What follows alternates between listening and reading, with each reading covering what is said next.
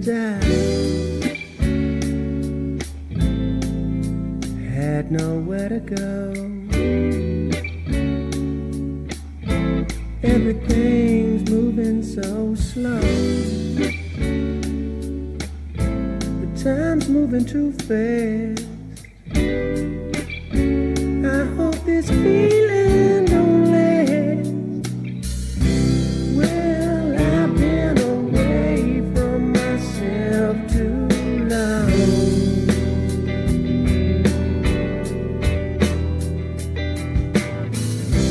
My body is aching from all my wrongs.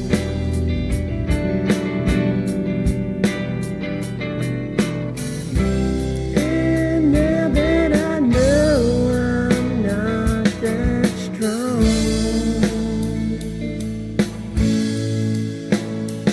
I'll keep slipping on to you. I'll keep slipping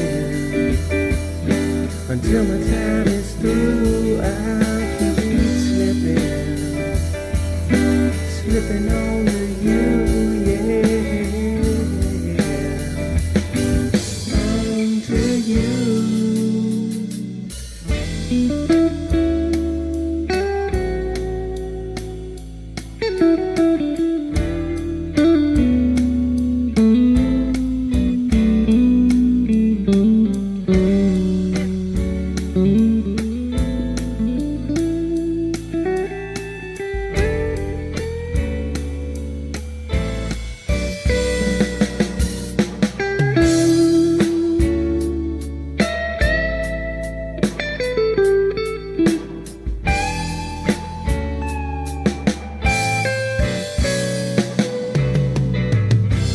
Well, I've been away from myself too long.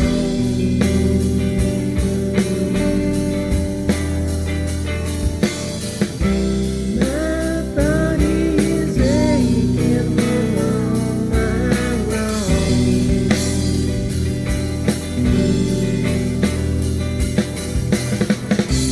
And now that I know I'm not that strong,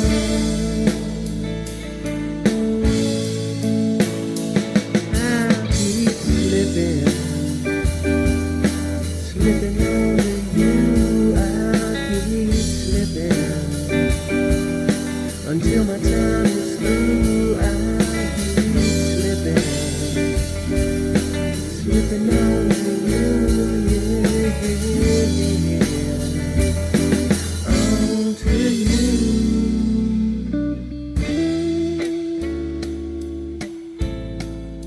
I was down and out, so riddled with doubt.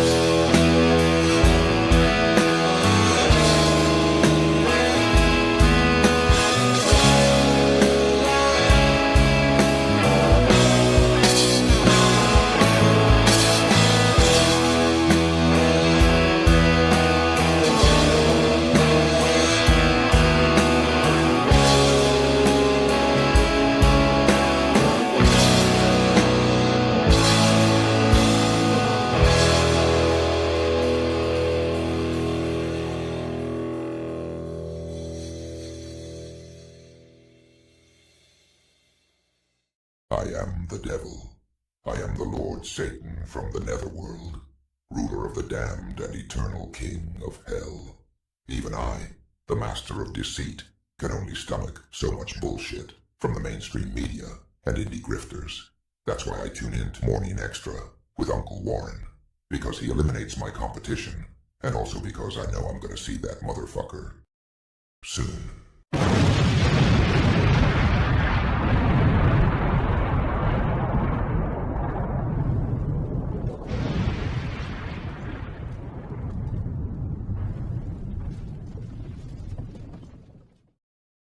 Deo, Deo.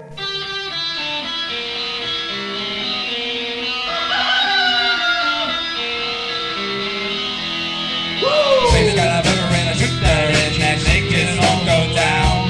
Baby's got a burger and a shooter and that shake it won't go down. Corrosion to her thighs, erosion of her pride.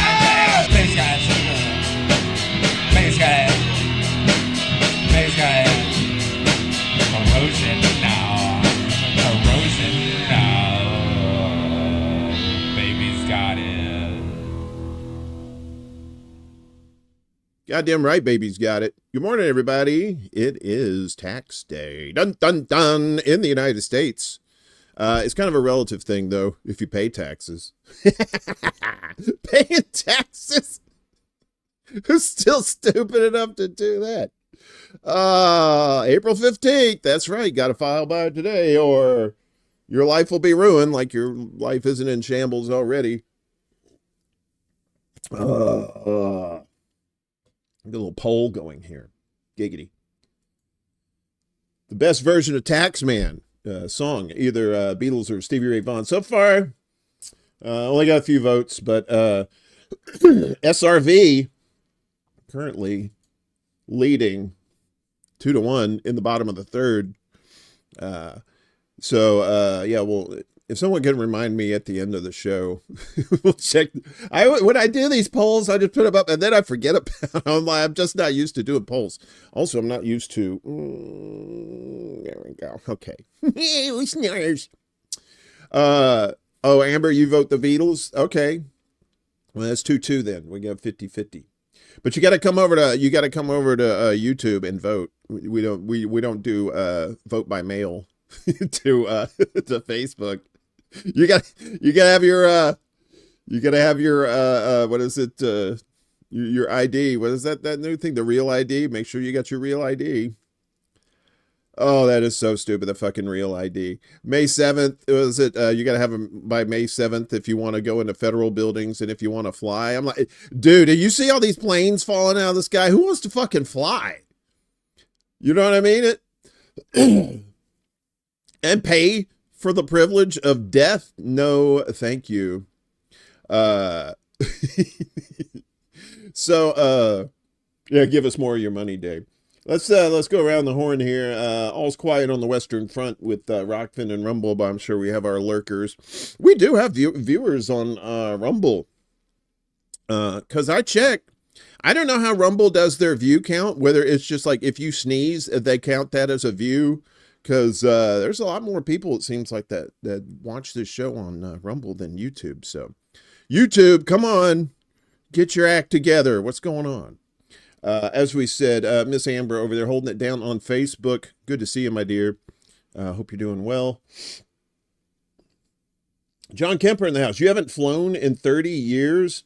I think the last time I flew was 2009. So that's been, what, 16 years? I when I moved to Chicago, I took the train. When I moved to New York, I took the train. Well, kind of. I flew from LA to Mississippi, but then I had all my shit shipped to New York. And then I got on the train in Hattiesburg, Mississippi, and went up to New York. Okay. Nice. Double dipping, Amber. Very good. We got Chuck's Intergalactic UFO Show, Intergalactic, another dimension, another dimension, another dimension, another dimension. John Kemper, as he said, yeah, I'm right there with you. I don't know. Why, I guess to keep the dollar afloat. I don't mean to be that guy, but I kind of wish everything would just I feel like the Joker with that, you remember, with that big pile of fucking money behind him and then he just sets it on fire. I only set my half on fire. I'm like, okay, I kind of feel like him. Kate, Miss Kate, good to see you, sweetie. I hope you're doing good. We got Global in the house too. Good to see you, my friends. Welcome back, my friends, to the show that ends at 1 o'clock Central most days. I don't know. That was, who did that song? Welcome back, my friends, to the show that never ends. Was that Emerson, Lake and Palmer? No, that can't be right. Maybe it is. Emerson, Lake and Palmer, very diverse musical band. I can get rid of this. You know who I am. All right.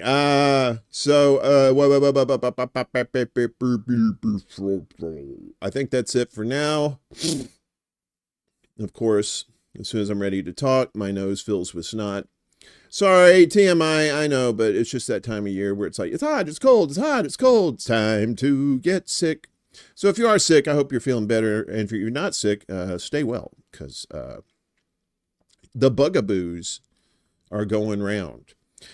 So, more, you come here for the bad news, so you might as well get it, I guess. Let's just get to it.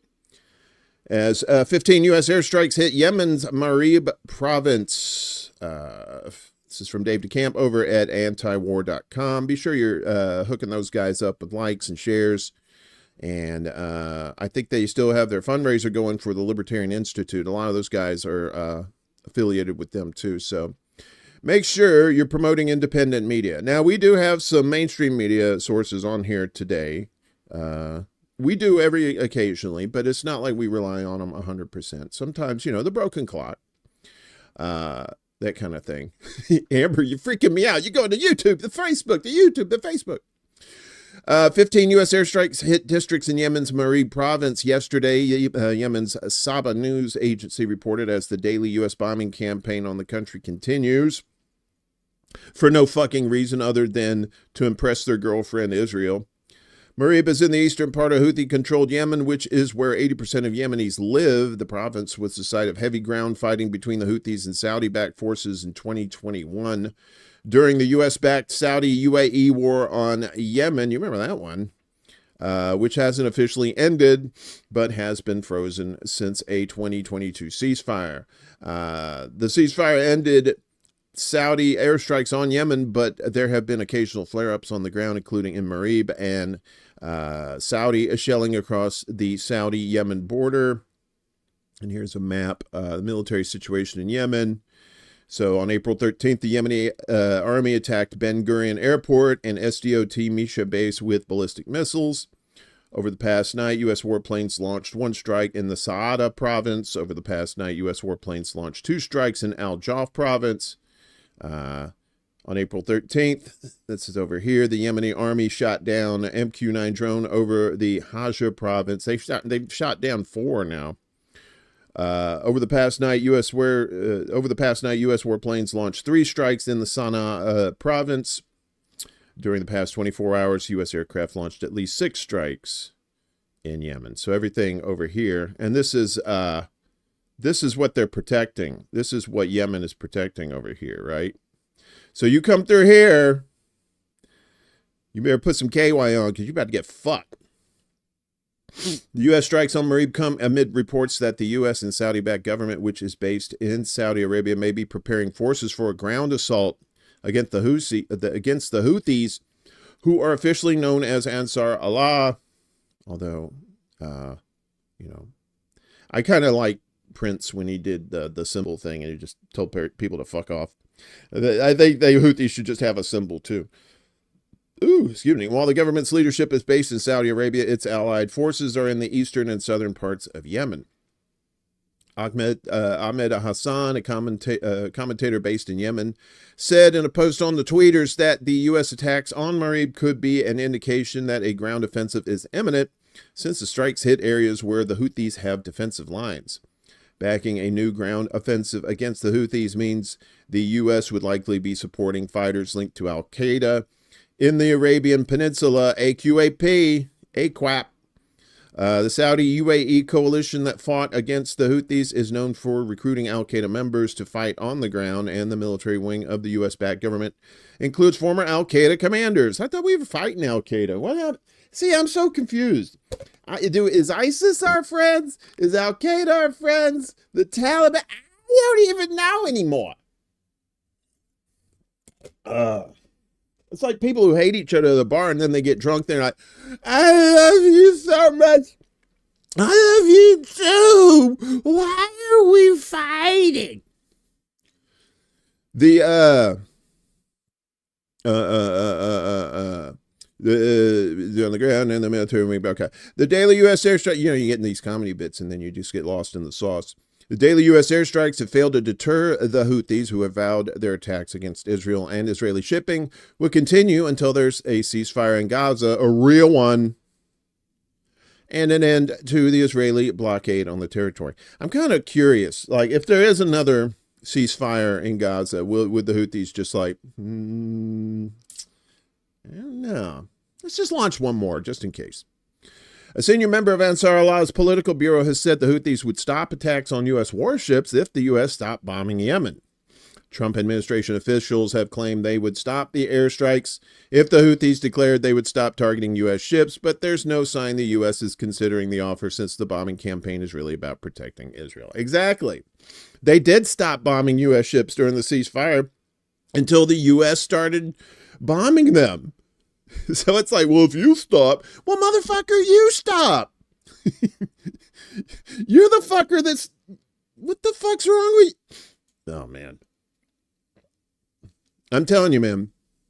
I was talking to my buddy Ed yesterday. I said, I'm pretty sure that all the evil in the world has something to do with the occult. There's like some sort of like, probably some sacrifices and shit like that. From Moloch or, some demon. I heard it was supposed to be a summer fling, but here we are. Yeah, Amber, I know. Well, Hamas pretty much told Israel to go fuck themselves as Hamas rejects truce proposal that calls on Palestinian groups to surrender. Yeah, that ain't happening. Hamas has rejected a ceasefire proposal that would see all armed groups in Gaza surrender to Israel, with the Palestinian movement accusing shithead McGee, fuckface, asshole cocksucker Benjamin Netanyahu of sabotaging efforts to broker a truce and end the 18-month war. Senior Hamas official Sami Abu Zuri told Al Jazeera Arabic on Monday that the group was open to all offers that alleviate the suffering of our people. But the latest draft Israeli proposal was demanding Palestinians agree to a surrender. Yeah, I know, right? They sure as fuck did. Anunnaki. Anunnaki. In its latest proposal, the occupation does not commit to a full cessation of war. It only wants to receive the captives. We're ready to release all the living and dead captives at once in exchange for ending the war and withdrawal from the Gaza Strip, he said. Surrender is not an option for the Hamas movement, and we will not accept breaking the will of our people. Hamas will not surrender, will not raise the white flag, and will use all pressure cards against the occupation, he said. According to, because if they surrender and give up all their weapons, it's just like Syria. They're just going to go in there and just, finish the job. According to the draft Israeli ceasefire proposal, a copy of which was seen by Middle East Eye, that's who's doing this story, the initiative calls for 45 days of calm that would see all Israeli captives released as part of a phased deal. The proposal, which comprises 12 points, said half of the Israeli captives need to be freed in the first week in exchange for food and aid to enter the war-battered enclave. For more than 6 weeks, Israel, which is heavily backed by the U.S., UK, and other Western powers, has refused to allow life-saving supplies, including food, medicine, fuel, and cooking oil, to enter the Strip. Last week, the Palestinian Non-Governmental Organizations Network, the PINGO, warned that the situation in Gaza had reached an advanced stage of famine, exacerbated by the bombing of food warehouses, water desalination plants, and the shutdown of community kitchens.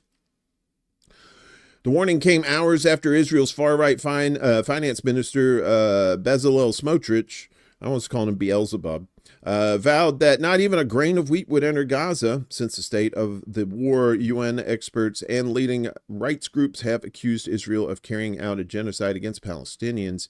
In November, the ICC issued arrest warrants for Netanyahu and some of his boys for war crimes and crimes against humanity.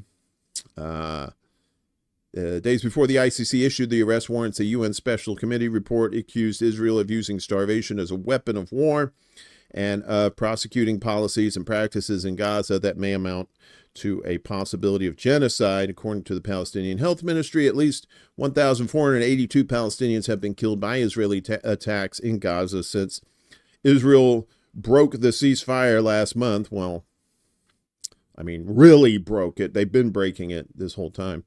So the overall death toll is, 50,000, but, it's in the hundreds of thousands. You know the thing. Why silence? But Hamas is not finished, not by any stretch of the imagination. It's coming from the cradle. Hamas not defeated, reserves forces overstretched. That's according to Israeli army chief. This guy, he's like, yep, we're fucked. Israel's new chief of staff, Eyal Zamir, has warned the government that the military lacks the manpower and resources to fulfill its expansive goals in Gaza without a political strategy to accompany military operations. Ynet reported on April 14th, which was yesterday. According to security sources speaking with the Israeli newspapers, Zamir warned that the achievements of the soldiers in Gaza have been eroded because the government has refused to promote a political move that includes replacing Hamas, which remains in control of the Gaza Strip even a year and a half after the outbreak of the war. At the behest of the political echelon, Israel's military has been implementing the Little Oranim plan for a month now. The plan calls for capturing new zones in Gaza, mainly as an expansion of the buffer zone near the border, to pressure Hamas to compromise on the release of a few more captives in the near future or to reach a better deal. However, the sources warned that successfully implementing the Oranim plan could take many more months. The security forces sources stated that Zamir aims to militarily defeat Hamas in a major ground operation. However, man, there's a lot of howevers in this. A full and renewed occupation of the Gaza Strip will take, according to military estimates, many months and possibly even years, and will require the redeployment of tens of thousands of fighters, many of whom are in the reserves. The security sources stated that only 60 to 70% of reservists being called up are actually reporting for duty, and there are fears that these numbers will not increase if a full offensive on Gaza is ordered. Yeah, because they're already like thousands of some of their military and some of their government people are protesting. They're saying they're not gonna be involved in this until you release the hostages. The sources stated the military also lacks sufficient numbers of tanks. Aw, you're welcome. And armored personnel carriers to carry out a full invasion of Gaza, and is concerned about its current ammunition stockpile, especially if an attack on Iran is ordered or the war with Hezbollah in the north is renewed. However, Ynet has suggested that the current situation may be tolerable for Israel's political leadership, even if it becomes long-term, as it fulfills several objectives. The Israeli public will enjoy the calm it has become accustomed to in recent months, along with a sense of security from Gaza in the foreseeable future. Moreover, that's not however, that's moreover. Reservists will still be worn out, but less so, and will be called up for shorter periods, averaging 3 to 4 months a year, so long as a full-scale invasion and occupation of Gaza is avoided. Just a little side note there. How would you like to be in the military in Israel? I mean, like pretty much since from birth, you're told that everybody around you hates you and you better learn how to fight or they're going to murder you. And then you grow up and you find out, oh, look, it's a load of shit. They're not trying to kill us. We're trying to kill them. How does, what's this little flippity? Some of them are like, okay, you know what? Fuck, this is bullshit. But unfortunately, a vast majority of Israelis still are propagandized to the hilt and still think killing babies is cool, I guess. In this scenario, Hamas would not be defeated and would continue to control most of the Gaza Strip, including governing its more than 2 million Palestinian population. While the Israelis still held captive by Hamas are unlikely to be released, the issue is expected to lose significance over time. This would provide the current government with a pretext to reestablish Jewish settlements in the territories under military control. Ynet observed that the current situation, where Hamas is neither being actively fought nor defeated, serves another political purpose, as long as there is no large-scale reserve mobilization that further strains those already serving. The call for a conscription law to make the ultra-Orthodox share the military burden of fighting will mostly remain a fringe issue on the political agenda. The Israeli newspaper added that contrary to what the military initially expected, Hamas is not launching attacks, ambushes, or even mortar barrages towards the perimeters of the army's relatively limited forces, which have been deployed further into the buffer zone on the border and between Khan Yunis and Rafah. In this regard, Hamas is continuing the strategic policy of preserving its fighting capabilities. Israeli intelligence claims that around 20,000 of the Palestinian resistance movement's military operatives remain alive, including several commanders, some of whom are senior officers. Ynet also reported that many within Tel Aviv's political circles are questioning whether an investigative committee will be formed to examine why the Israeli army failed to defeat Hamas during the major campaign on Gaza that began on October 2023 and culminated in the January ceasefire. If the Israeli military could not defeat Hamas during this period, despite strong support from the Israeli public, a willingness to make sacrifices, and broad international legitimacy with backing from Paris to Washington in the war's critical early months, it raises concerns about its ability to defeat the resistance movement in the future. Well, I mean, it's just like the West. It's just, you know, they're doubling down, putting all this emphasis on war. Well, meanwhile, you got China building trains and bridges and hospitals and shit for people. You know, carrot, stick. You know, the stick worked for a while, but the stick don't work anymore. People are just like, fuck the West. You know, especially with all these fucking tariffs. They're finding ways to get around that shit. You know, the world isn't a backwater country, you know, United States. Have you seen China? Have you seen Shanghai? That shit looks like the fucking Jetsons. Yeah, there's no reason to trust any information provided by those fuckers. That's for sure. That's all they've been doing is lying. Meanwhile, speaking of hospitals, Gaza's Shifa hospital struggles to care for injured Gazans after Israel destroyed the last fully functional hospital. Because why? Hamas.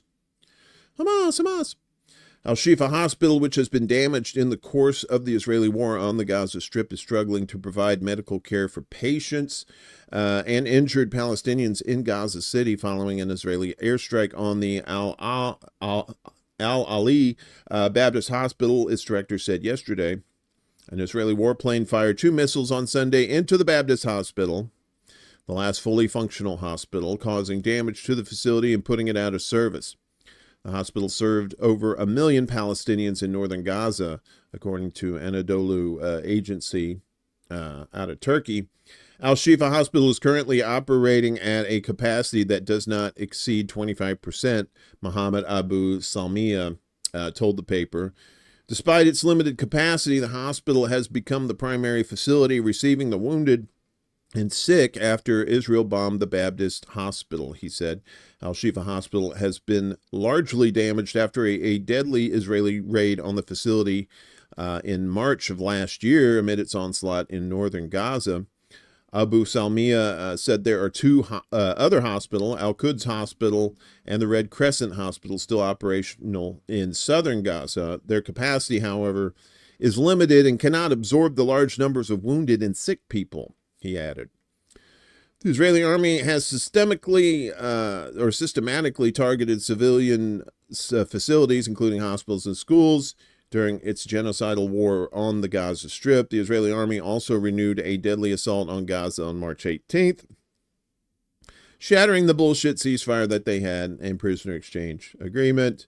And there are the numbers there. We told you about that already. So, Israel tears down the statue of a Christian saint in southern Lebanon on Palm Sunday. Why? Because they're a bunch of motherfuckers. We do this. Okay, let's do that. There we go. The Israeli army demolished the statue of St. George in southern Lebanon as Christians were celebrating Palm Sunday, Lebanese media said. The state news agency NNA said Sunday that the statue was raised in the border town of Yaron, in the latest violation of the November ceasefire agreement. A video showed an Israeli military bulldozer bringing down the statue, the broadcaster said. Former Lebanese labor minister Mustafa Bayram shared on the tweeters a video documenting the moment of demolishing the statue of St. George by Israeli forces, Christian statue. The exact date of the demolition, however, was not specified. The Israeli army shamelessly documented the act, reaffirming its hostility to anything other than itself, and that it is a foreign occupying entity that has no place among the peoples and communities of this region, he said. There was no comment from the Israeli army on the report. Shocking. It would have been just lies anyway. No, the statue's still there. Christians worldwide consider Palm Sunday significant as it commemorates Jesus' entry into Jerusalem, where he was hailed as a king according to Christian beliefs. A fragile ceasefire has, and I think, was it they as he was coming in, they had the palms, and they were like waving them at him or something. That's why they call it Palm Sunday. I think so. I'm probably wrong. A fragile ceasefire has been in place in Lebanon since November last year, ending months of cross-border warfare between Israel and the Lebanese group Hezbollah, part of Triple H, which escalated into a full-scale conflict in September. Lebanese authorities have reported over 1,440 Israeli violations of the truce, including the deaths of at least 125 victims and injuries to more than 371. Under the ceasefire deal, Israel was supposed to fully withdraw from southern Lebanon by January 26, but the deadline was extended to February 18th after Israel refused to comply. It still maintains a military presence at 5 border outposts. Lion ass Israel. You can never get a straight answer out of those motherfuckers. Pardon me.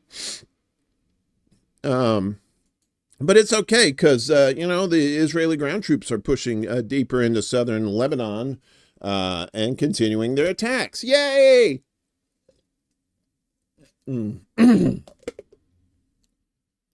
Pardon-moi one moment. Yeah, you didn't need to hear that. Woo, lightheaded. Though the November 26th ceasefire was meant to end the Israeli invasion and occupation of Lebanese territory, Israeli troops never completely left.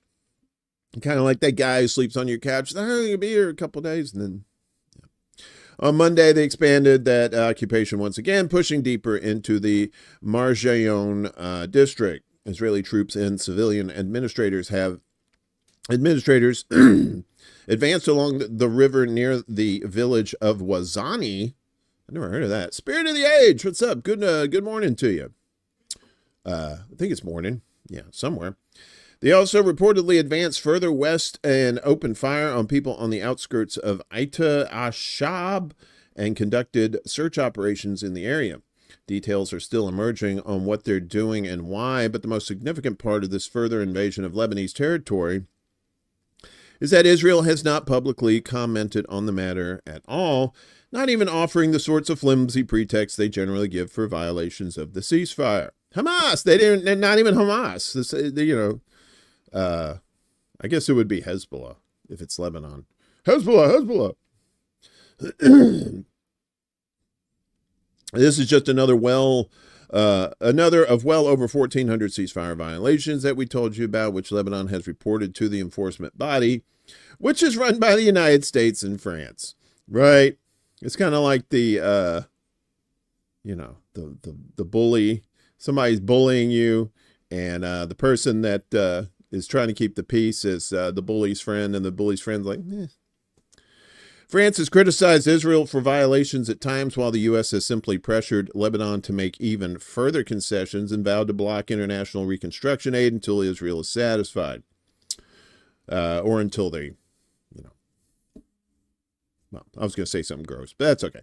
Besides the new advancement of ground troops, Israeli forces have continued to carry out airstrikes on a near daily basis. On Sunday, they launched a drone strike against the outskirts of the town Yomer. The incident that's most likely to fuel international condemnation, though, came in Yaron in the Nabatea Governorate.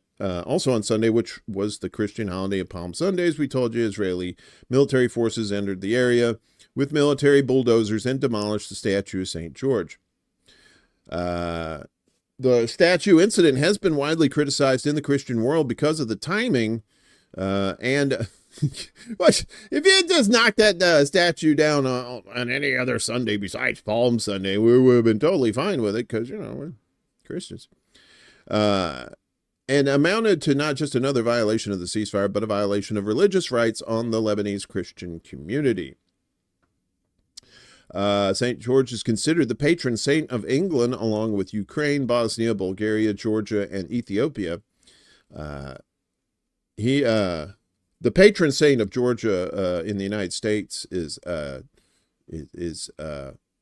George. Oh God, I had it and then I lost it. Fuck, George Strait. Fuck, I hate it. I hate my brain. He's also considered the patron saint of the Lebanese capital city of Beirut. A 3rd century soldier in the Roman army, he was executed for refusing to recant his Christian faith and is thus considered a martyr. It is held that he is buried in Lod, a city near Tel Aviv in central Israel. Particularly noteworthy is that the video of the bulldozer destroying the statue was taken by the Israeli operating the bulldozer at the time. The IDF has not made any statement regarding the demolition, and it indeed may be difficult to justify invading a Lebanese town and destroying a statue of a Christian saint having anything to do with Hezbollah. Their go-to justification for violations. That statue is Hezbollah. Yeah. And they're just getting away with it. The United States is letting them do it, man. You know? They're all part of the fun.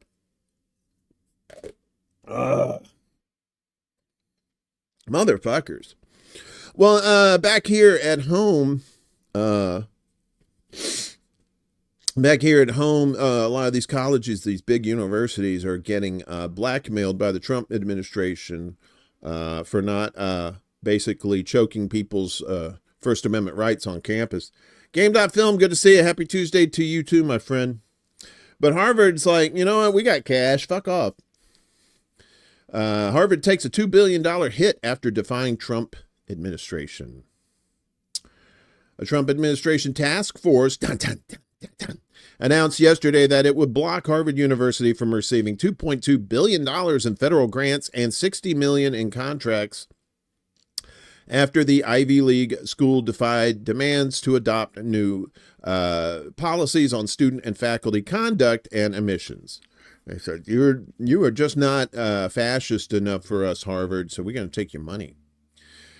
The Joint Task Force to Combat Anti-Semitism said it was taking the measure because Harvard and other universities had not taken adequate steps to suck Zionist cock, to address the harassment of Jewish students in recent years.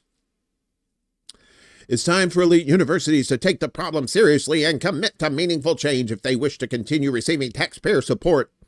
It said in a statement that came hours after Harvard had defiantly said it would not bow to administration pressure. Harvard President Alan M. Garber said the unprecedented demands, which include requirements to change disciplinary policies to address anti-Semitic acts during last year's protests over the Israel-Hamas war, are unnecessary and infringe on free speech rights. Harvard, what are you talking about knowing shit about free speech? No government, regardless of which party is in power, should dictate what private universities can teach, whom they can admit and hire, and which areas of study and inquiry they can pursue, Garber wrote in the message to the campus community. They can take away your money, but you know that's how they do it. Well, you got to. It's not like they're forcing them to do it. They're saying, well, you know, you want this money, you know, you're gonna play ball, son. Harvard's response in the face of a threat of losing billions in federal grants represented a rare show of resistance to efforts by orange fuck Trump administration to punish major institutions and law firms he views as hostile.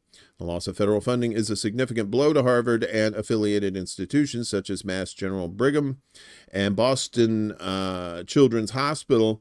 Other schools, including Columbia University, have opted to accept administration demands to avoid the cuts because they're a bunch of fucking pussies. Institutions across the country are facing probes focusing on diversity initiatives and allegations of anti-Semitism on campus. Trump has particularly singled out Ivy League schools that he has denounced as left-leaning and elitist. The administration has said it is also either reviewing or pausing grants to Brown, Princeton, Cornell, and the University of Pennsylvania. Princeton President Chris Eisgruber, like the leader of Harvard, has said he would resist administration demands until they pull the money away. And then, Yipper, what's up? Fun fact, not all Zionist genitalia are kosher. Uh-oh. Gotta bless your dick by the rabbi. Former Harvard President Larry Summers told a group of students and alumni last week that the school is positioned to resist because of its nearly $52 billion endowment. If I had a $52 billion endowment, I wouldn't even leave the house. Hell, I said I'd be right here. Good times. With all those assets, if Harvard can't resist, who can? He said. Yeah, Harvard's loaded.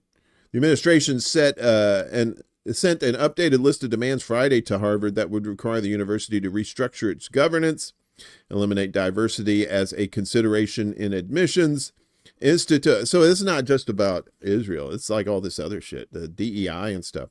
Institute new disciplinary measures for student protesters and decertify pro-Palestinian student groups.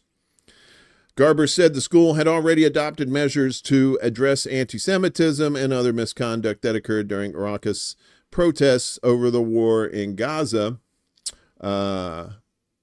What's up, Fred Edward? Good to see you. We obviously need more tariffs to block all the stuff the U.S. requires from China to build the weapons in the U.S. Trump administration. Geniuses. I know, right? Yeah, these guys ain't exactly the sharpest knives in the fucking drawer, that's for sure. China just sticks LEDs on their shabby buildings to make them look high-tech. Is all that LED? That's a shit ton of LEDs. Have you seen Shanghai? Holy fuck. The administration's prescription goes beyond the power of the federal government, he said. It violates Harvard's First Amendment rights and exceeds the statutory limits of the government's authority under Title VI. Yeah, 6. And it threatens our values as a private institution devoted to the pursuit, production, and dissemination of knowledge. White House spokesperson Harrison Fields, I almost said Harrison Ford, said in a statement that the administration was seeking to end unchecked anti-Semitism and that Harvard's response puts its federal funding in jeopardy. Harvard, or any institution that wishes to violate Title VI, is by law not eligible for federal funding, Fields said, with a Zionist cock in his ass. The letter the administration sent Friday from the Department of Education, the Department of Health and Human Services, and General Services Administration accused Harvard of failing to live up to both the intellectual and civil rights conditions that justify federal investment. Harvard's response to the administration defended the university's commitment to fighting anti-Semitism on campus and said the administration disregards the changes already made by the university. The university's lawyers said the demands invade university freedoms long recognized by the Supreme Court.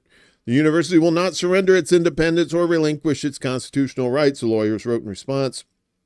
Neither Harvard nor any other private university, Lovey, can allow itself to be taken over by the federal government. Yeah, so good on Harvard. I mean, I'm not a big Harvard fan, but, that's what we need to see, Columbia, big old pussy school in New York, bunch of fucking Zionist-run motherfuckers. I knew they'd fold like a cheap soup. I was surprised. I thought Harvard would too, but I forgot Harvard's got a fuck ton of money. A fuck ton. Here's some fun stuff. If you didn't think fuckery was afoot going on with all these deportations and stuff, well, I'm here to tell you there is, because the Trump crackdown on immigrants is aided by the largest U.S. private prison operator. What? I love this. Migrants aren't going anywhere. Their version of MAGA. I think that's awesome. Fight ignorance, not immigrants.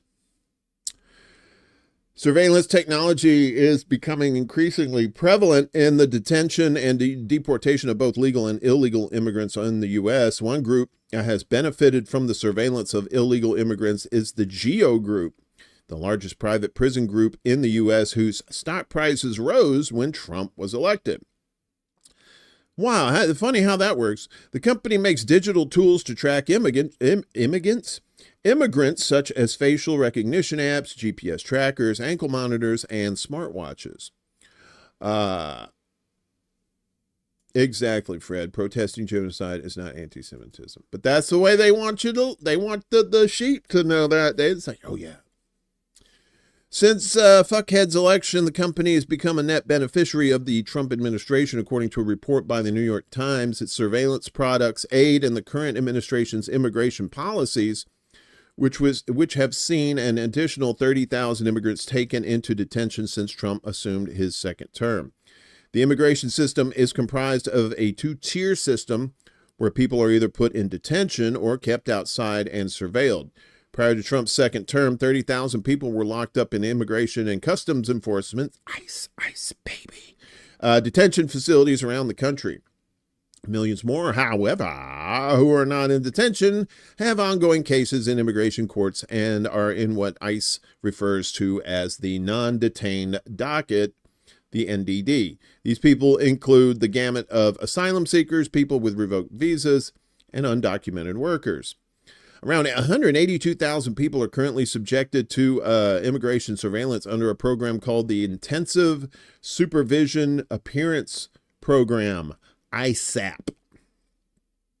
Surveillance products used on people under ISAP provide their location to ICE, according to legal aid groups and immigration organizations, which say that the products have been used to make hundreds of arrests. The GEO Group has been given new federal contracts to house unauthorized immigrants, and the Department of Homeland Security is apparently reviewing the renewal of last year's contract with the company, which was worth around $350 million and involved tracking around 200,000 immigrants. According to a report by The Lever, the apps could track up to 5 million people caught up in the immigration system. America, the melting pot, or more like the melting down pot, as it seems more appropriate. While the GEO Group's products have been criticized for being inaccurate, they're also expensive.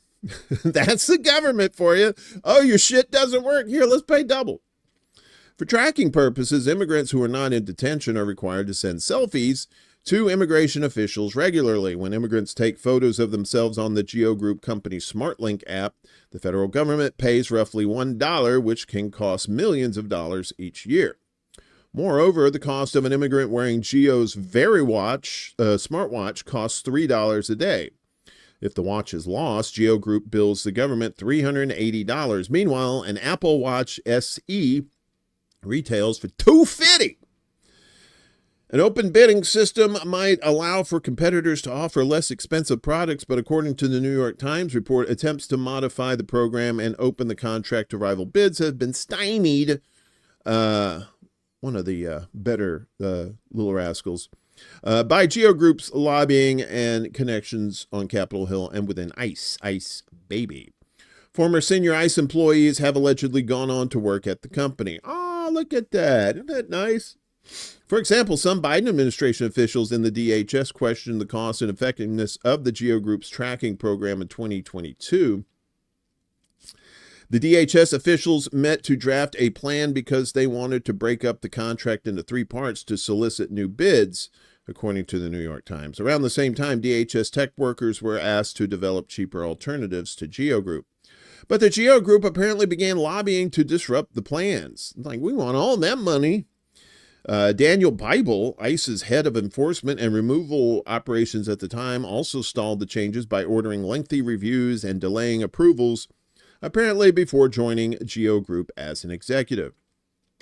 Therefore, plans to develop less costlier alternatives to GEO Group technology have never made it past testing.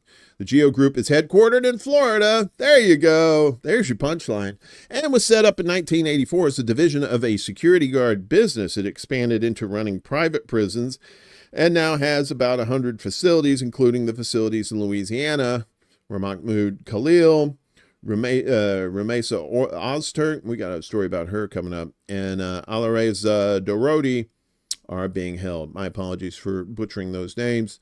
The GEO Group paid $415 million in 2011 for behavioral interventions, a Colorado company founded in the 1970s to track cattle, and which expanded to monitoring parolees. So they went from cows to people.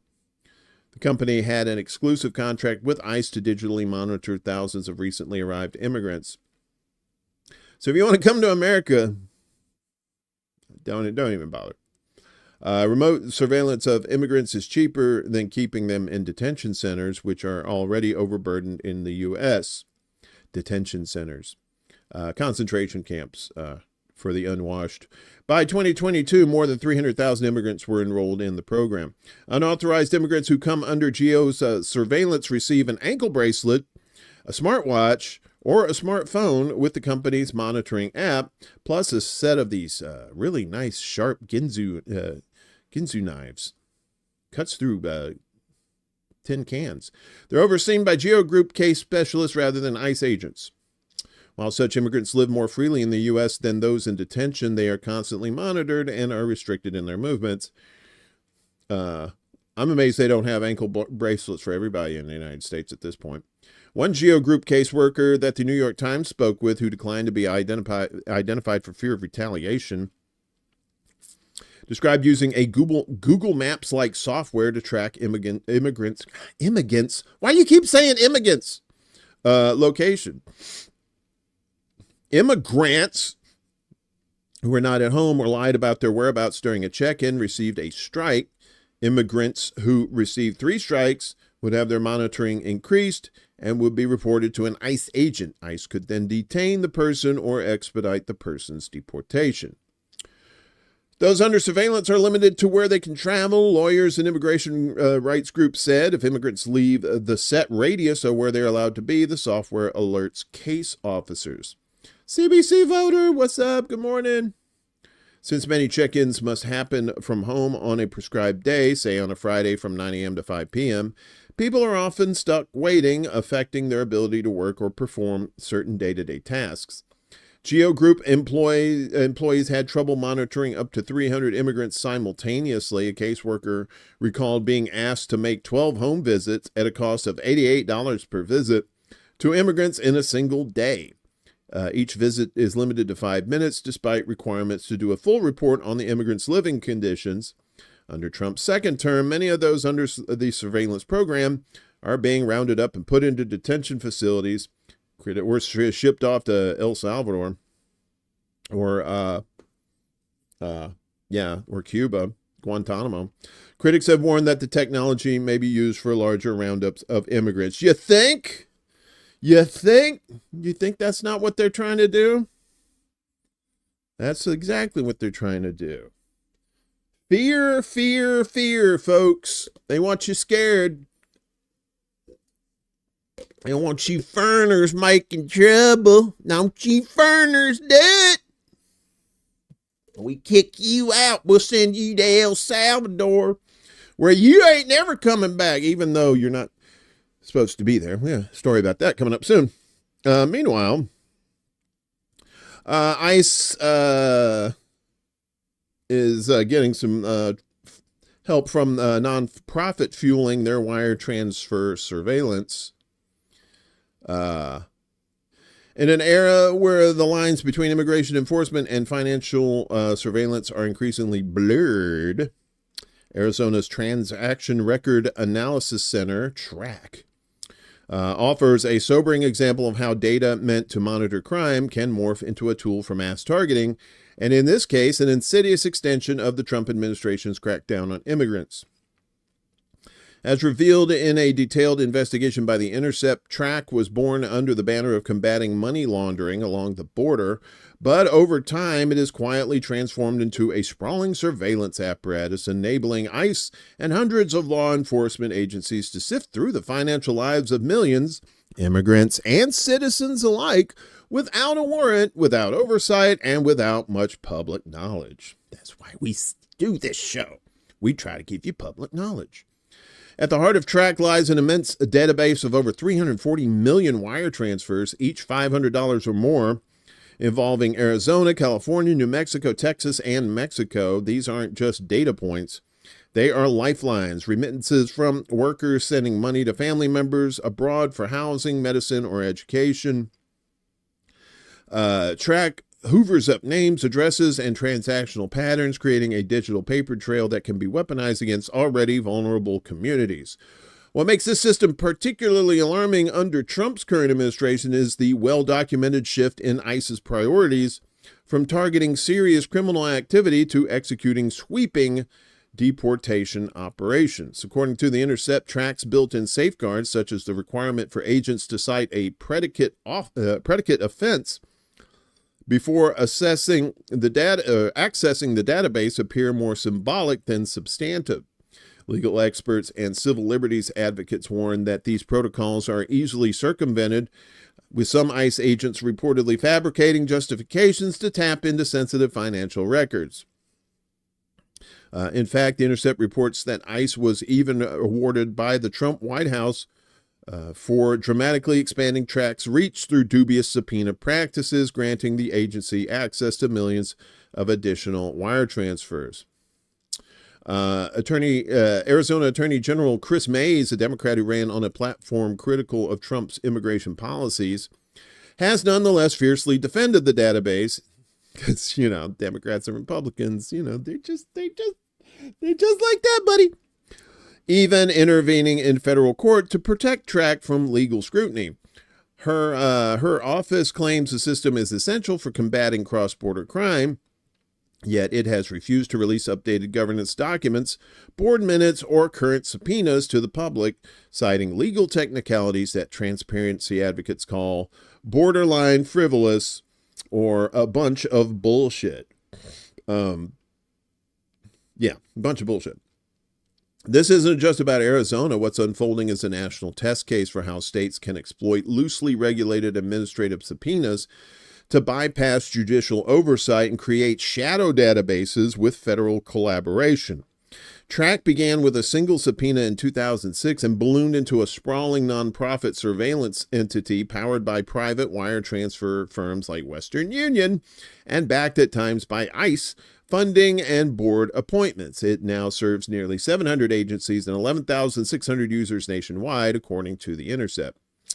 As privacy advocates have warned, under Trump's policies, it's easy to envision a dystopian outcome, people targeted, investigated, and deported simply for sending a wire transfer to support family, or even more alarmingly, due to database errors or abuses carried out without oversight, under the guise of stopping drug cartels and money laundering. Wait.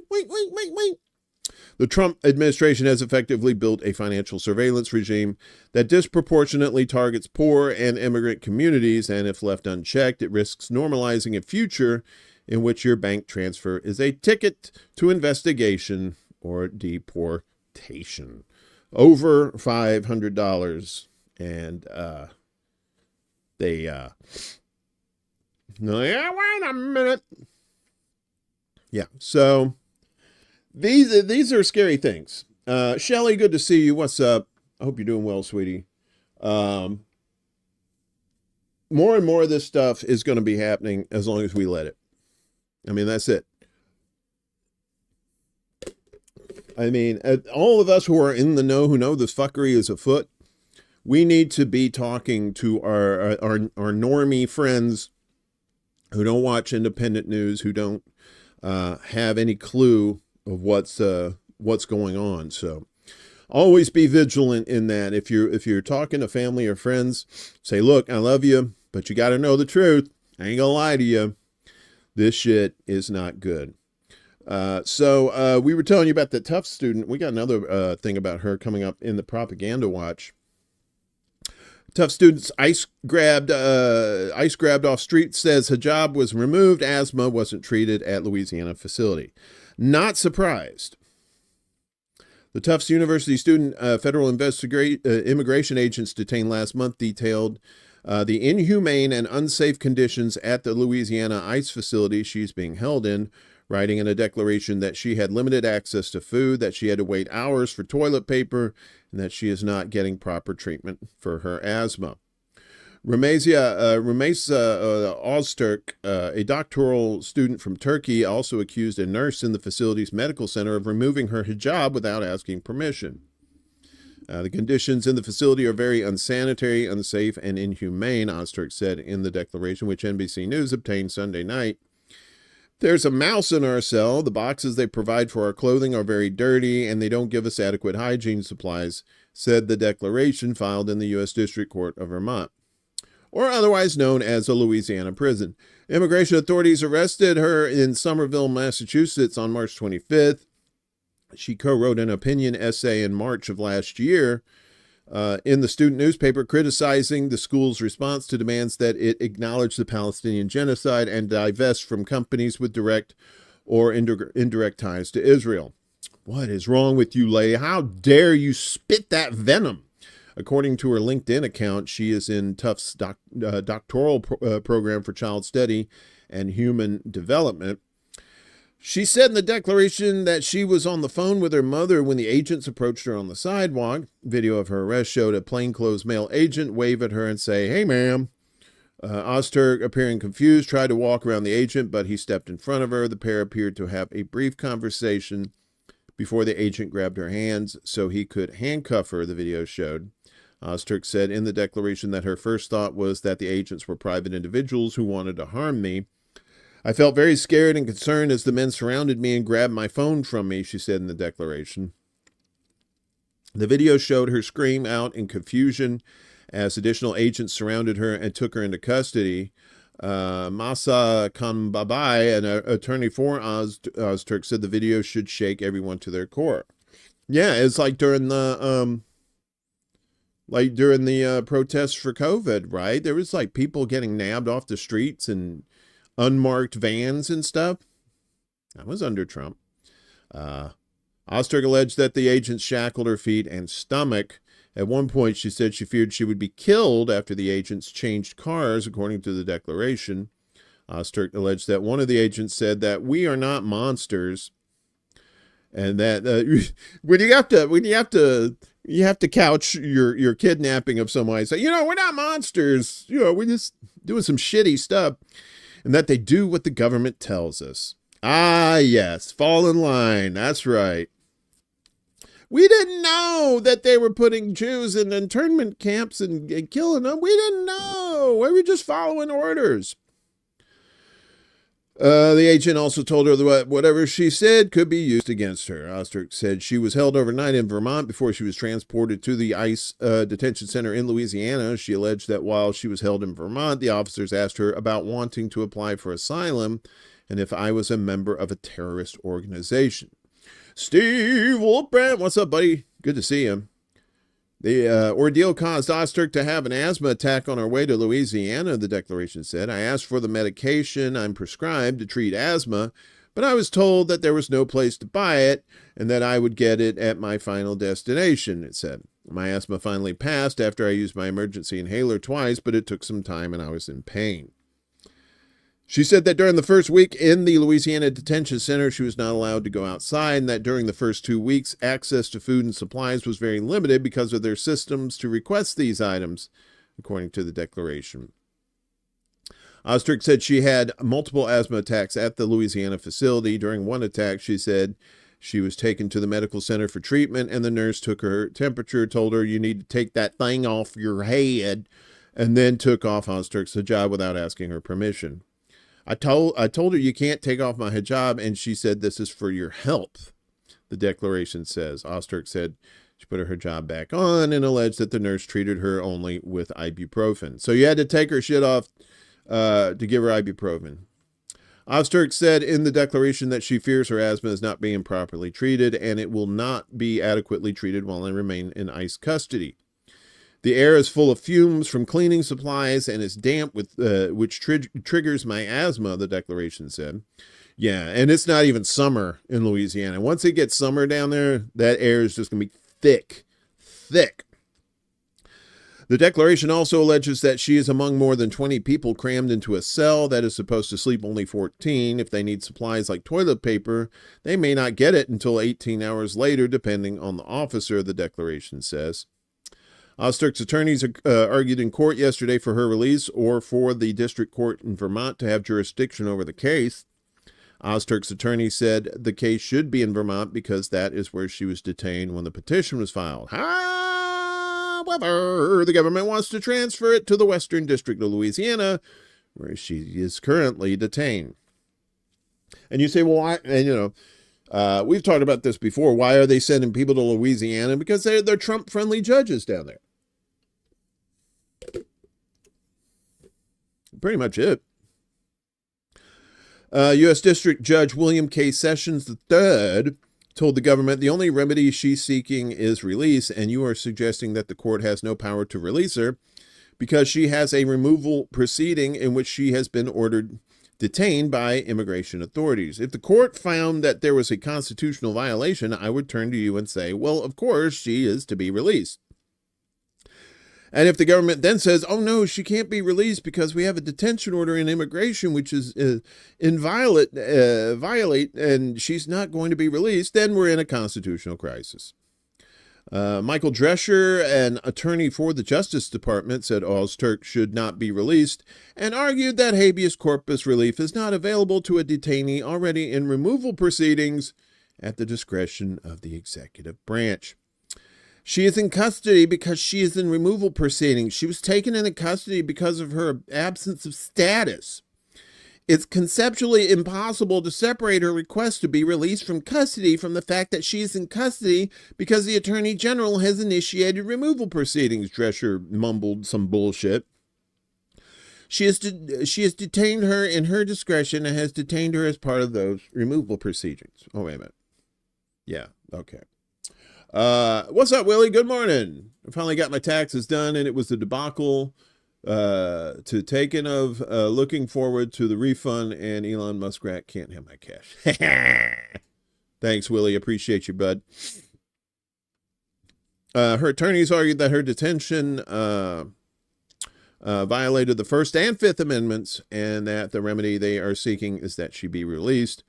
If the court grants release here, her removal proceedings will proceed as they are, and there would be no impact on that, an attorney of Osterk said during the hearing. The proceeding continues because the release order would have no bearing on whether her removal proceedings are lawful.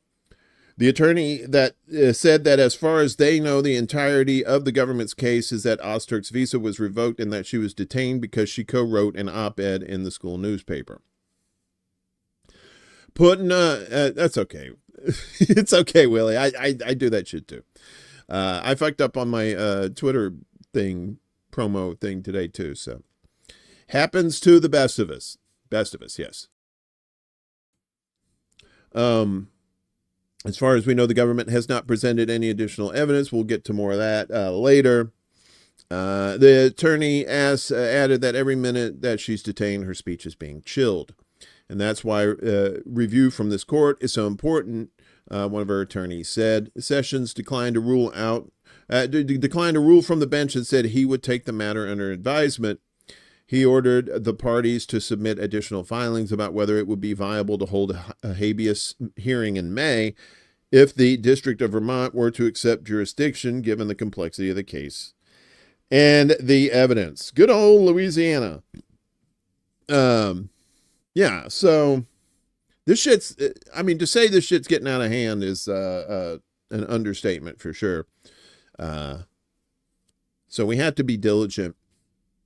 And they're going for people who are legally here, right? Soon they'll be coming for some. In fact, I saw one article, I almost added this in. Some lady, she's born here. American citizen, born and raised. She got a letter from the government saying that she needed to leave the country, that she was getting deported. And she's like, well, I'm from here. And she said, it must be an accident, but it seems like, is it really an accident? Is it? I think not. What wasn't an accident was the governor's mansion in Pennsylvania getting toasty as a Pennsylvania man arrested, charged with attempted murder after fire at Governor Josh Shapiro's residence in Harrisburg. A Pennsylvania man has been charged with attempted murder, terrorism, and other offenses after a fire at the governor's residence in Harrisburg forced Governor Josh Shapiro and his family to evacuate the home early Sunday morning, according to court documents filed in Dauphin County. Or Dauphin. I'm not sure how you say that. Officials said Cody Balmer, 38, hopped a fence and intentionally set a fire at the residence early on Sunday, April 13th, while Shapiro and his family were home. Balmer of Harrisburg was charged Monday with criminal homicide, attempted murder, terrorism, aggravated arson, and more. Balmer was arraigned on the charges last night, and a judge denied bail. Earlier Monday, Pennsylvania State Police said Balmer was treated at a hospital for a medical event not related to this incident or his arrest. Interesting.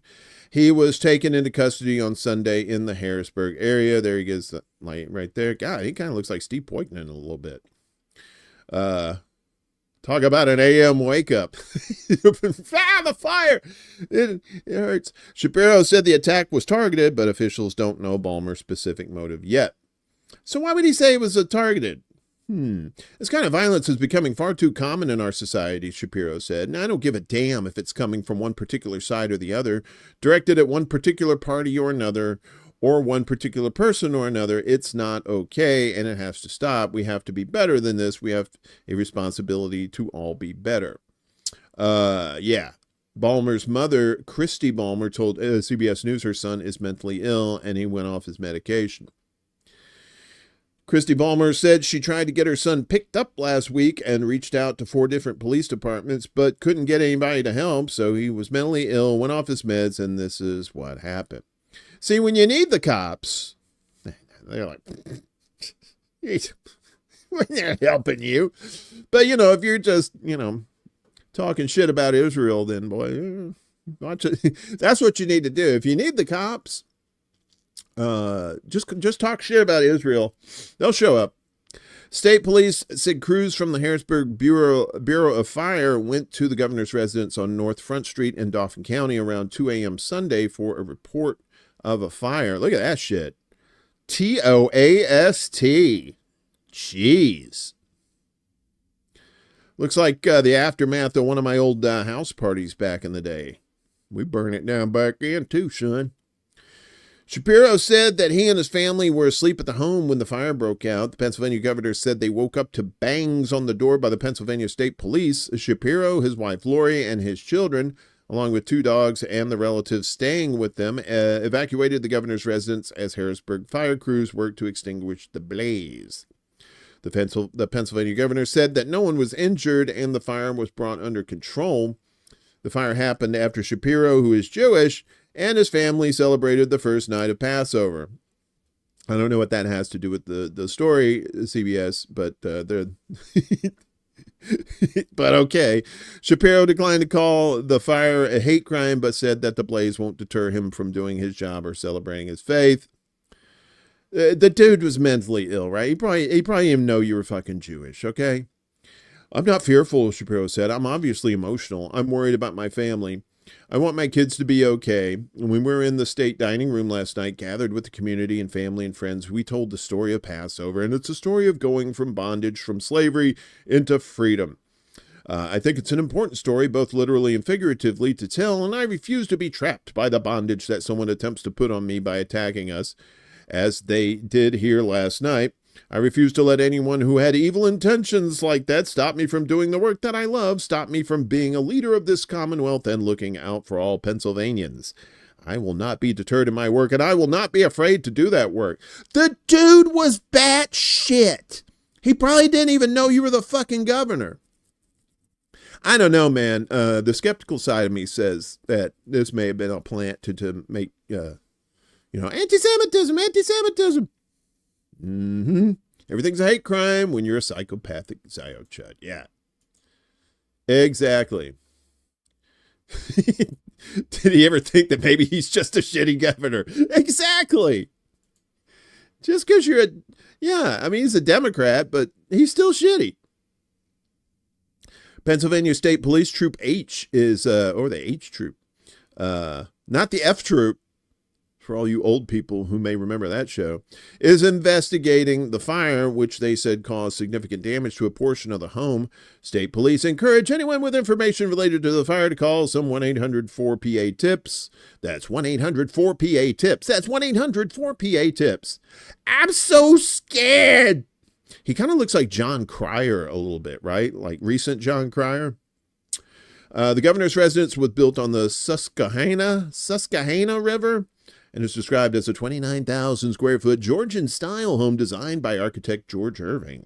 The home has housed 8 governors and their families, according to the state's website. Shapiro spoke with the FBI Director Kash Patel and said he promised all the resources necessary for the investigation. Lori and I are overwhelmed by the prayers and the messages of support that we've received from all across Pennsylvania and all across the U.S. We've heard from our fellow governors and first spouses. We've heard from several of the former governors of Pennsylvania. Heard from so many friends and loved ones. We've heard from so many caring citizens of this great Commonwealth. I want you all to know that your prayers lift us up in this moment of darkness. We're choosing to see light. We appreciate the light that you have shined upon us. Okay. In the Oval Office on Monday, Trump condemned the attack. The attacker basically wasn't a fan of anybody, probably just a whack job, Trump said. And certainly a thing like that cannot be allowed to happen.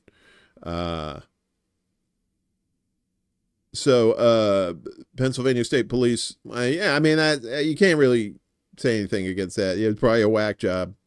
I don't know. He was either a whack job or he was some sort of agent provocateur to try to gin up more sympathy for Israel. One or the other. Or both. Who knows? Pennsylvania State Police Lieutenant Colonel George Bivens said that Balmer climbed over a fence and evaded troopers while they were searching for him on the property before the fire. Bivens said that Balmer broke into the Pennsylvania governor's residence and set the fire with a homemade incendiary device. It's unclear if Balmer knew the layout of the Pennsylvania governor's residence, but he was inside the house for less than 1 minute, according to Bivens. That's all part of the ongoing investigation. In terms of the layout, I will tell you that he clearly had a plan, Bivens said. Really? His plan was to be crazy. He was very methodical in his approach and moved through it without a lot of hurry, again in a very methodical, planned manner, and carried it out, although it was a very short period of time. A security review is currently underway to find out how Balmer was able to enter and then exit the property after allegedly setting the fire. There will also be extra security around Shapiro and the Pennsylvania governor's residence following the incident, officials said. Balmer served as a construction equipment repairer in the Army Reserve from April 2004 to June 2012 with no deployments, according to Heather J. Hagan, a U.S. Army spokesperson. Hagan said Balmer was a sergeant when he left the Army. Public records point to an unstable background for Balmer, including custody battles over his kids and a near foreclosure on his home. Court records show Balmer pleaded guilty a decade ago to a scheme involving forged documents. In 2023, he was arrested and charged with assault in connection with a violent domestic dispute involving his wife and son. According to the affidavit, Balmer told investigators he had taken a bottle of pills in an attempt to kill himself. The case is ongoing.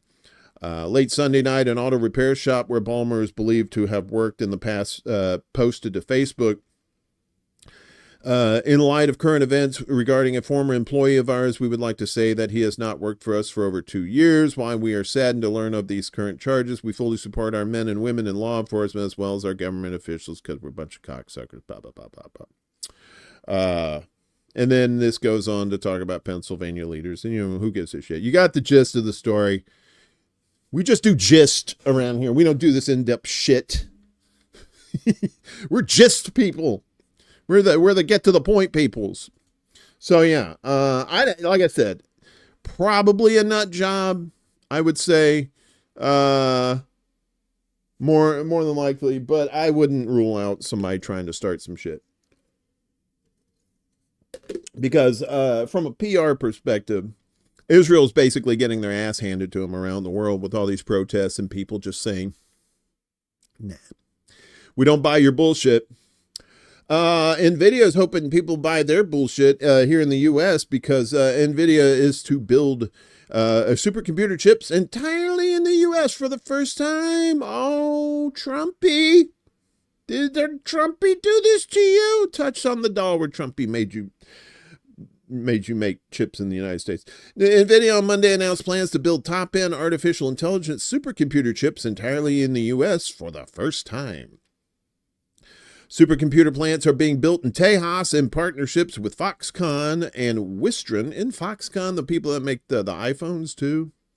Or maybe I'm thinking of something else. With manufacturing expected to ramp up over the course of the next 12 to 15 months, according to the Silicon Valley-based company. TSMC plants in Arizona have already started production of NVIDIA's most advanced graphics processing unit. That's a GPU for all you non-technical types.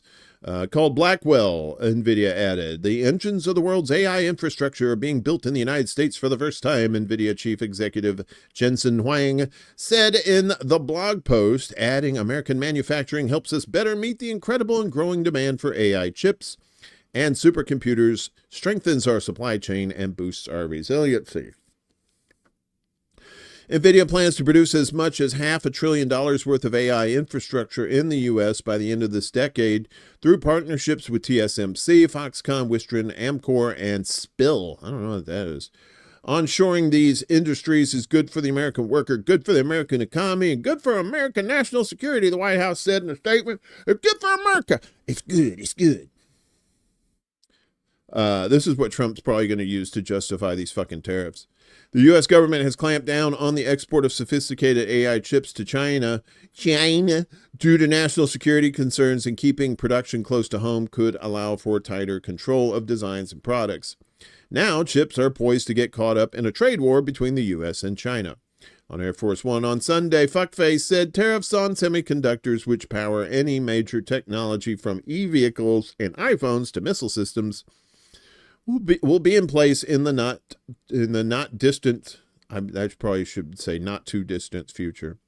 In the not distant future.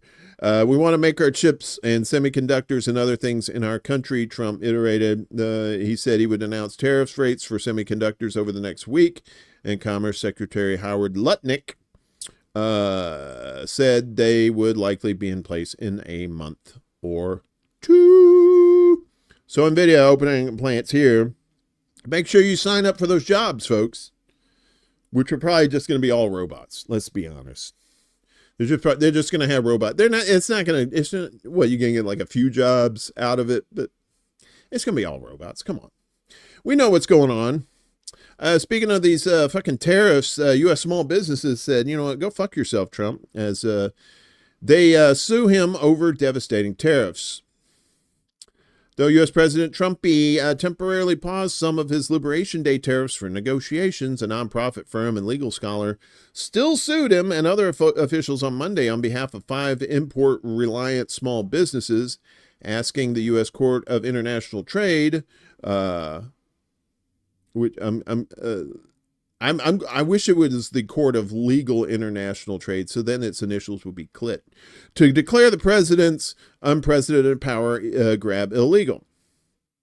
Ilya Soman, a Cato Institute chair and George Mason University law professor, announced earlier this month on a legal blog hosted by the outlet Reason that he and the Liberty Justice Center, they used to be the Justice League, but then they had to downscale it. Now it's just the Liberty Justice Center, which has a record of representing libertarian positions in court battles, were looking for appropriate plaintiffs to bring this type of case. Monday's complaint was filed on behalf of Fish USA, Genova Pipe, Microkits, Terry Precision Cycling, and VOS Selections. Fish USA. That sounds like one of my exes. It argues that the statute the president invokes, the International Emergency Economic Powers Act, the EPA, does not authorize the president to unilaterally issue across-the-board worldwide tariffs. And the president's justification does not meet the standards set forth in the EPA. The complaint continues. His claimed emergency is a figment of his own imagination. Trade deficits, which have persisted for decades without causing economic harm, are not an emergency.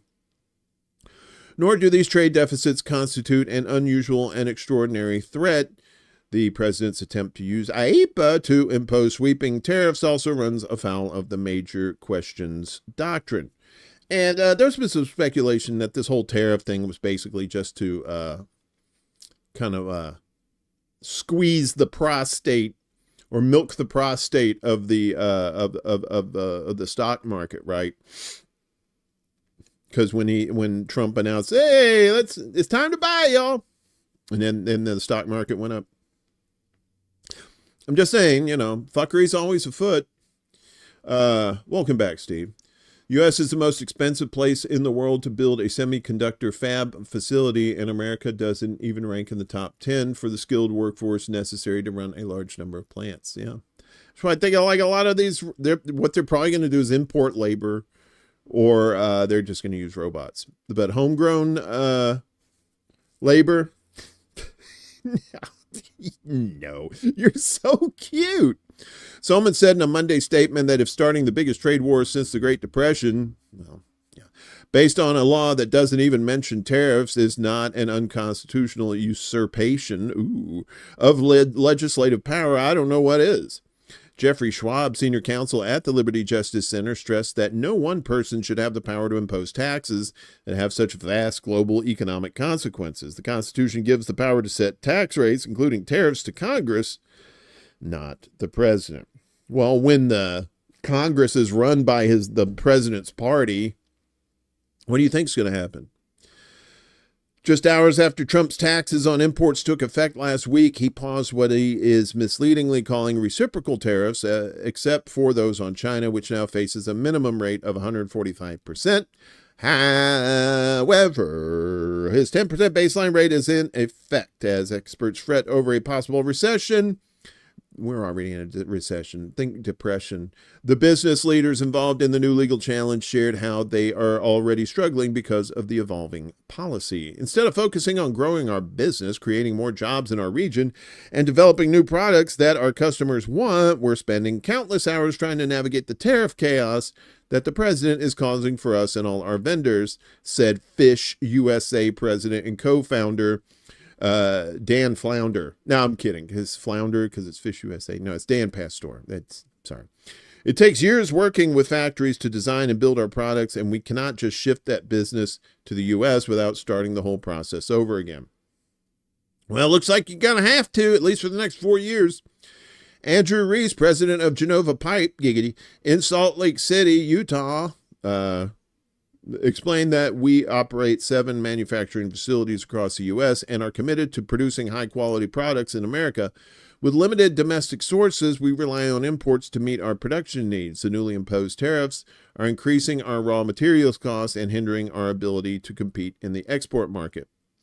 David Levy of Microkits in Charlottesville, Virginia, similarly said that we build as much as we can in the U.S. We're proud of that, but these surprise tariffs are crushing us. It's devastating. The government shouldn't be able to make sweeping economic decisions like this without any checks or accountability. Welcome to America. Where any checks or accountability are just out the window. Critics of Trump's tariff policy have blasted not only how sweeping his levies have been, but also the chaotic speed. Terry Precision Cycling president Nick Holm noted that even before this year's increases, we were already paying tariffs of up to 39.5%. With the additional 145% now imposed, we can't survive long enough to shift course. 20 years ago, we made all our apparel in the U.S., but gradually moved production overseas to sustain our business, the Vermonter detailed.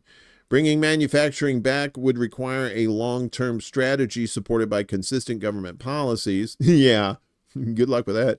Investment in factories with skilled workers, skilled sewers, and access. Was that skilled sewers? Or was that sewers? And access to raw materials that are not subject to high tariffs. Many of our products rely on raw materials that are simply not provided in the U.S.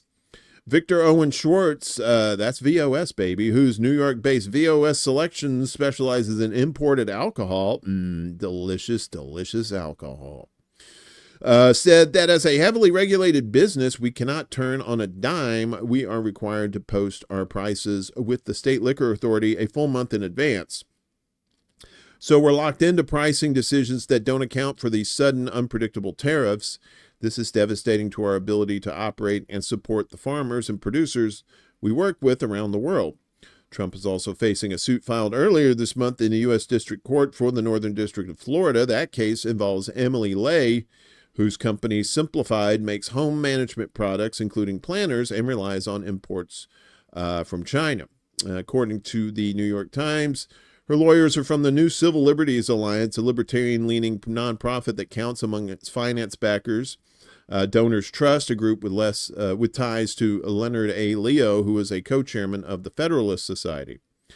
The Federalist Society is an influential legal group that advised Trump through the confirmation of justices he appointed to form the current conservative supermajority on the Supreme Court, though some in Trump's circle came to believe that its leaders were out of step with the president's political movement. Another donor to New Civil Liberties Alliance is Charles Koch, the billionaire industrialist and Republican mega donor. Additionally, as The Hill pointed out Monday, 4 members of the Blackfeet Nation previously sued over Trump's Canada tariffs, including the Canadian aspects of his April 2nd announcement. Along with arguments over the legality of the duties, Trump's tariff announcement and pause sparked concerns about potential stock market manipulation, as we told you, and insider trading, triggering calls for investigation, including from members of Congress. And as you know, Nancy Pelosi is down for that too. They either make laws or don't make laws, and then she ends up making a buttload of cash. Although I think during this last round with the stock market, she ended up losing millions. Oh, not so much ice cream and booze for you, mommy.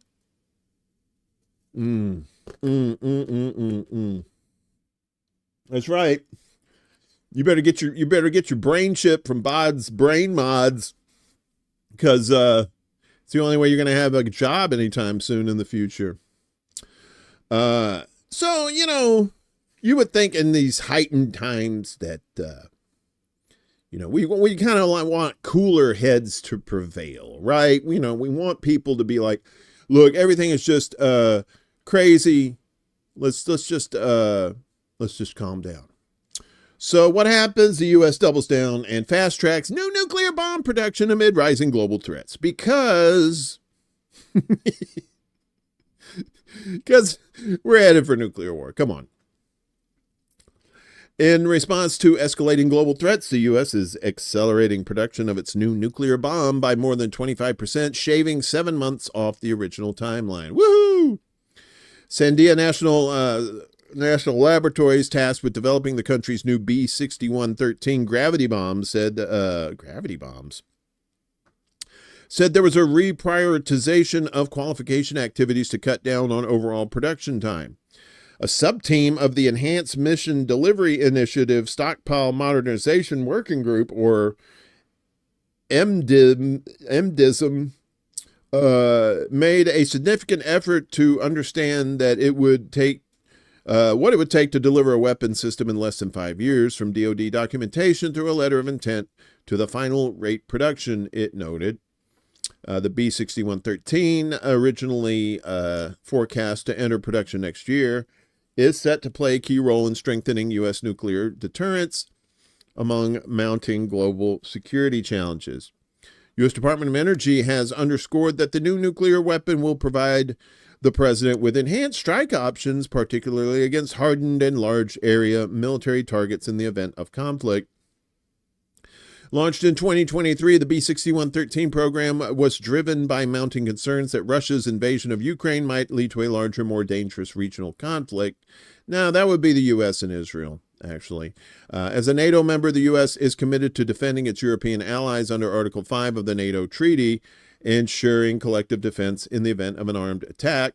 The B-6113 boasts a maximum yield of 360 kilotons, about 24 times more powerful than the bomb dropped on Hiroshima 70 or 80 years ago. It was 80 years ago this year.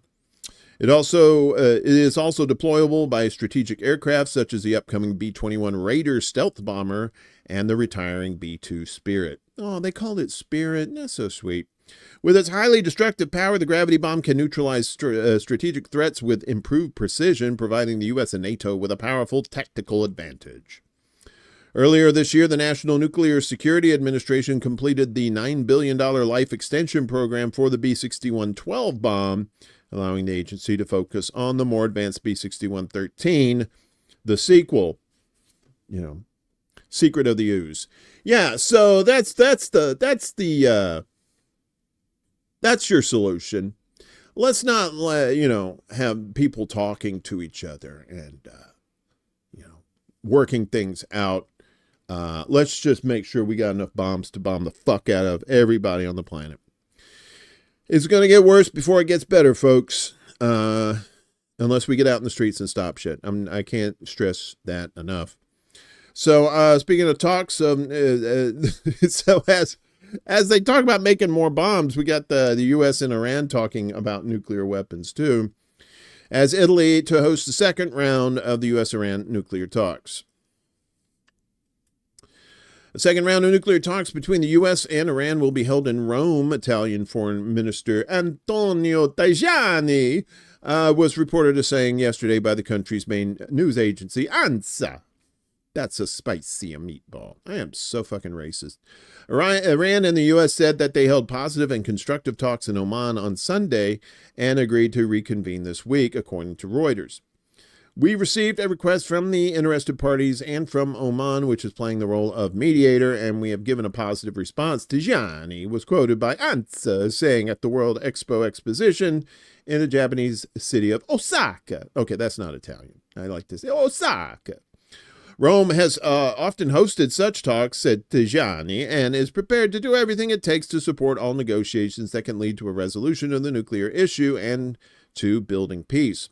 Earlier, U.S. news agency Axios, citing two unnamed sources with knowledge of the matter, also reported that the second round of the U.S.-Iran talks will be held in Rome on Saturday. U.S. President Donald Trump, who has threatened military action if no deal is reached on halting Iran's nuclear program, which all they have it is for power, no weapons, told reporters aboard Air Force One on Sunday that he met with advisors on Iran and expected a quick decision. He gave no further details. Previous day, he had told reporters that the Iran situation was going pretty good, very good, I think. Yeah, so talking, but then, behind the scenes, make sure you're building those bombs, buddy. So, some fuckery afoot down on the border. And it's not immigrants, folks. It's the U.S. Army. U.S. Army to control federal land along U.S.-Mexico border. You're like, wait a minute. You can't do that.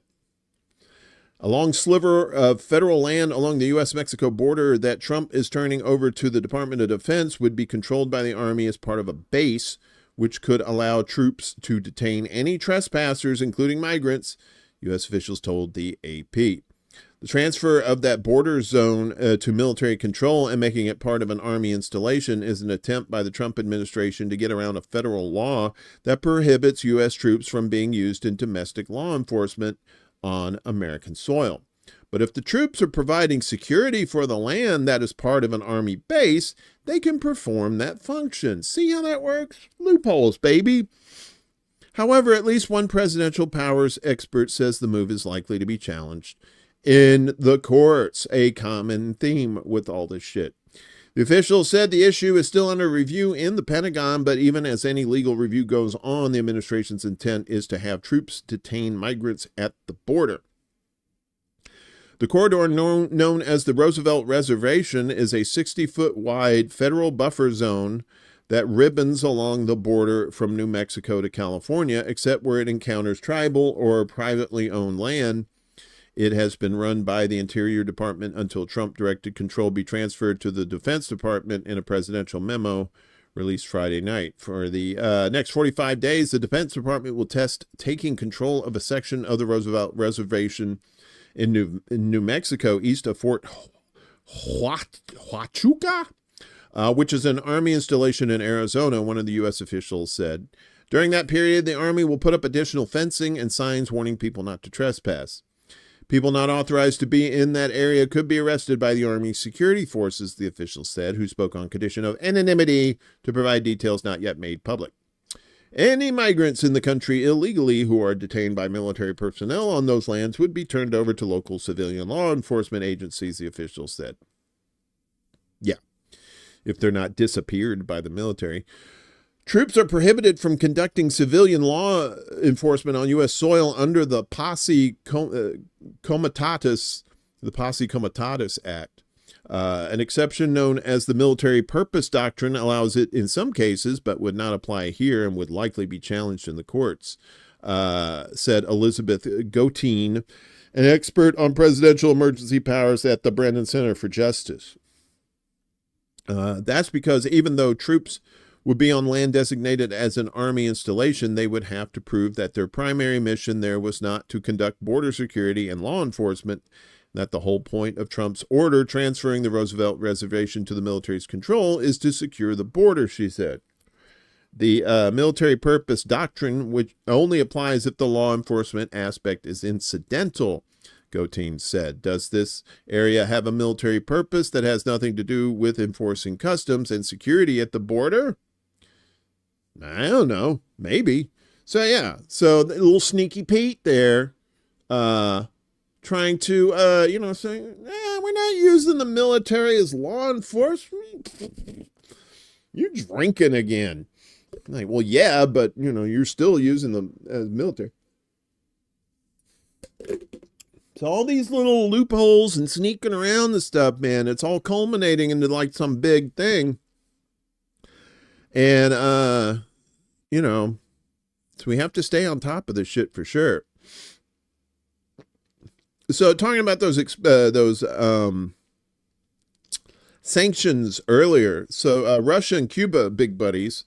And now they vow to resist Western sanctions by expanding strategic partnership.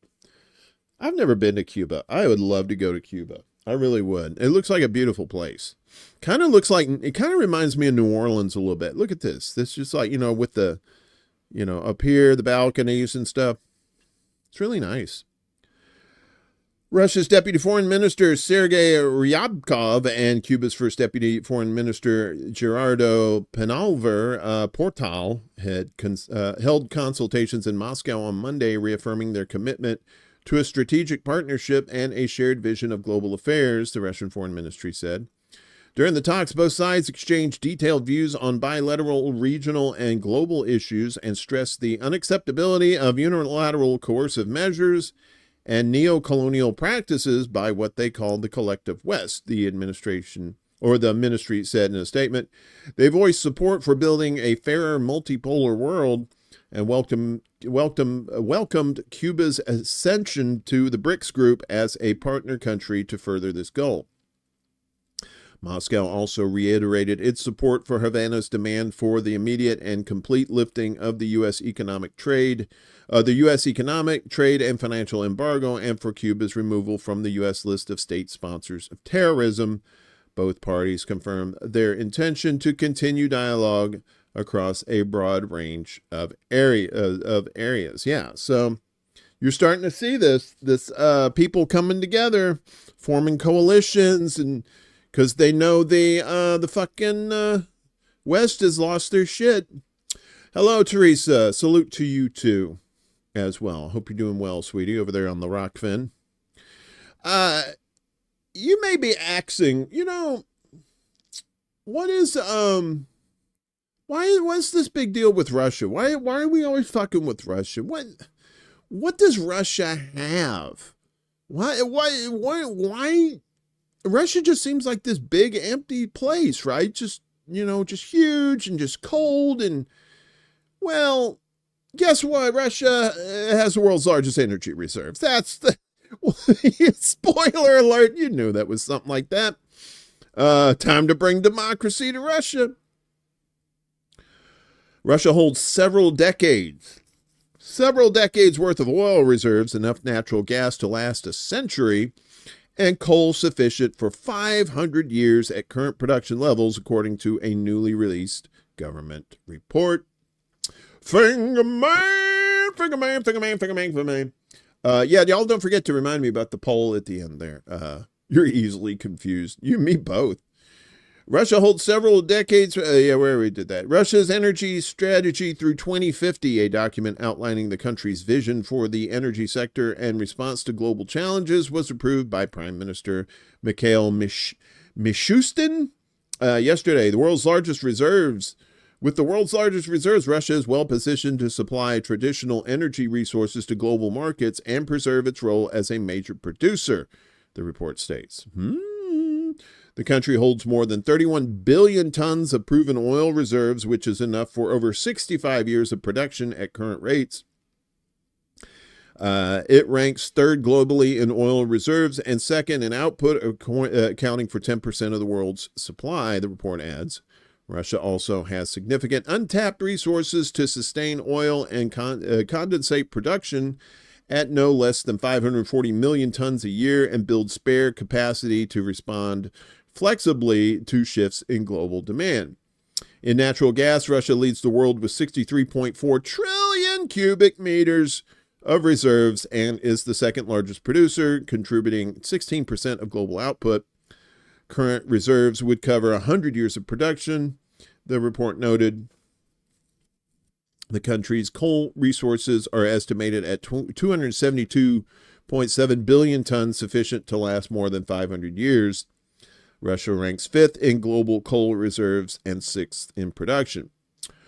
Russia is also a major player in uranium, holding 705,000 tons, the 4th largest reserves worldwide, and accounting for 5% of global output. The reserves ensure the stable operation of the country's nuclear energy sector. The report also said that rising demand for lithium, nickel, rare earths, aluminum, and other metals will open up new opportunities for the efficient development of Russia's mineral resource base. The general strategy outlined steps to fast-track infrastructure projects and create conditions for redirecting oil, gas, and refined product exports to new friendly markets. Plans include expanding transshipment capacity at Arctic and Far Eastern ports via the Northern Sea Route. And I bet you that's why the U.S. is so interested in the Arctic, having to do with trying to stop Russia's oil exports or energy exports. The document also looked at stress scenarios, including a faster global shift to renewables by 2050, but said the risk was low as it would require a 20% drop in energy use and triple the investment in alternatives, placing a heavy burden on consumers and the world economy. The report emphasized that fossil fuels are expected to remain the backbone of global energy supply at least through 2050, if we're all still here by then.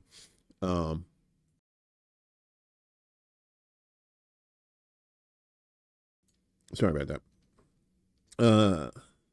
Liquefied natural gas, LNG, is projected to play an increasingly important role in global trade due to its flexible logistics, intensifying competition in the market.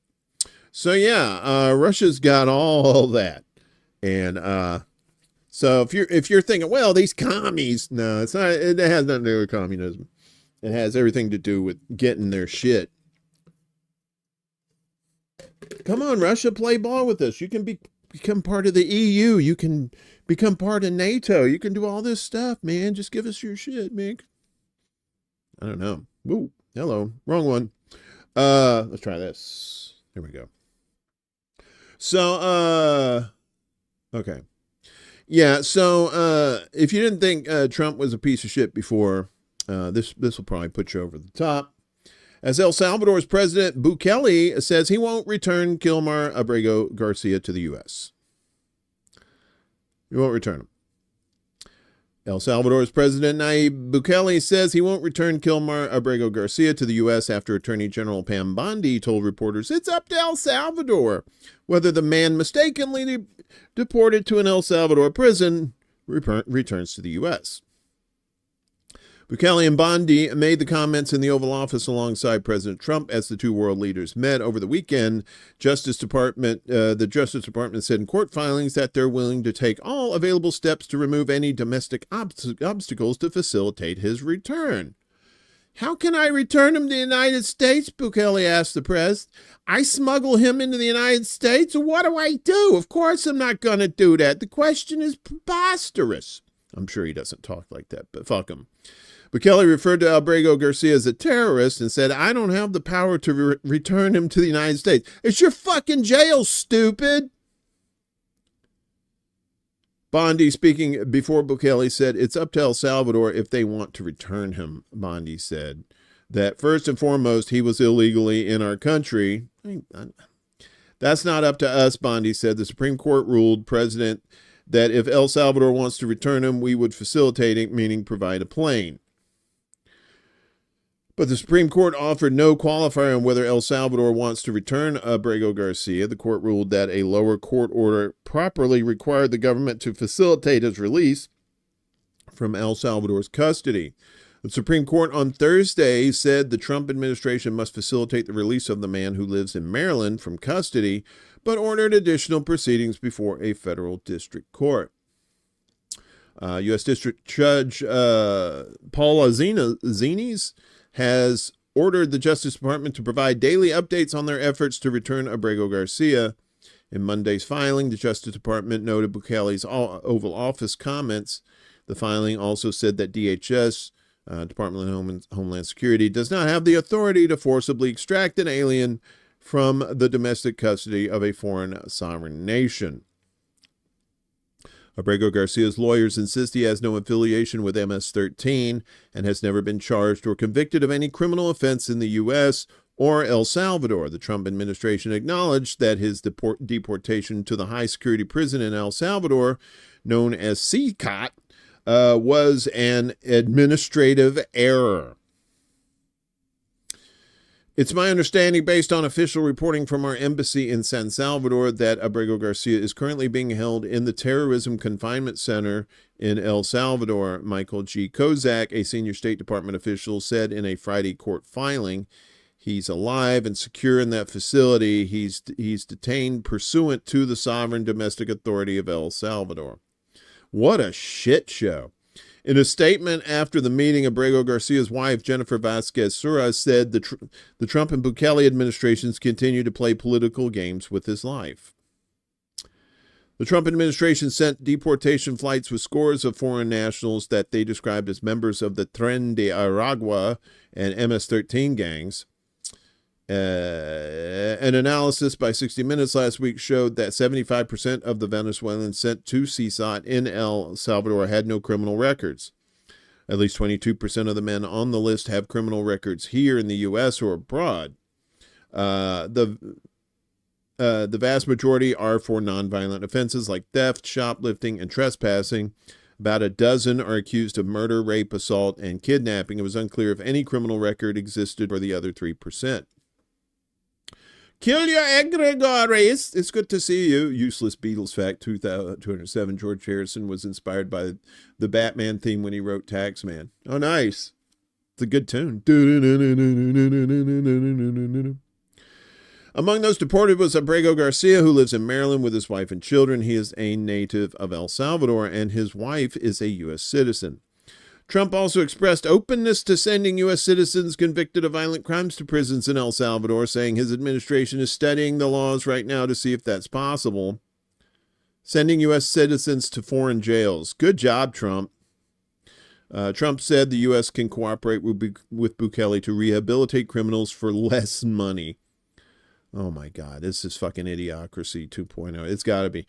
If it's a homegrown criminal, I have no problem, he said. We're studying the laws right now. Pam Bondi is studying. If we can do that, that's good. You ain't studying shit. Fucker probably can't even read. Legal scholars say sending U.S. citizens to prisons abroad brings up serious constitutional concerns. You think? In a 1936 case, Valentine v. U.S., the Supreme Court determined a president cannot extradite a U.S. citizen except by an act of Congress. But what if he sent them there? Bukele, a tough-on-crime leader, that reads as corrupt piece of shit, said it was an honor to be here, and we're very eager to help with stopping crime and terrorism. Bukele told Trump that what he's doing with the border is remarkable, praising the plunging crossings at the U.S. southern border. Under Bukele's tenure, El Salvador has seen a dramatic decrease in its crime rate. Yeah, because everybody's in fucking jail. In announcing that some of them probably don't even need to be there. In announcing his meeting with Bukele, Mr. Trump said in a Truth Social post that their nations are working closely together to eradicate terrorist organizations and build a future of prosperity. Why is prosperity capitalized? I don't get that.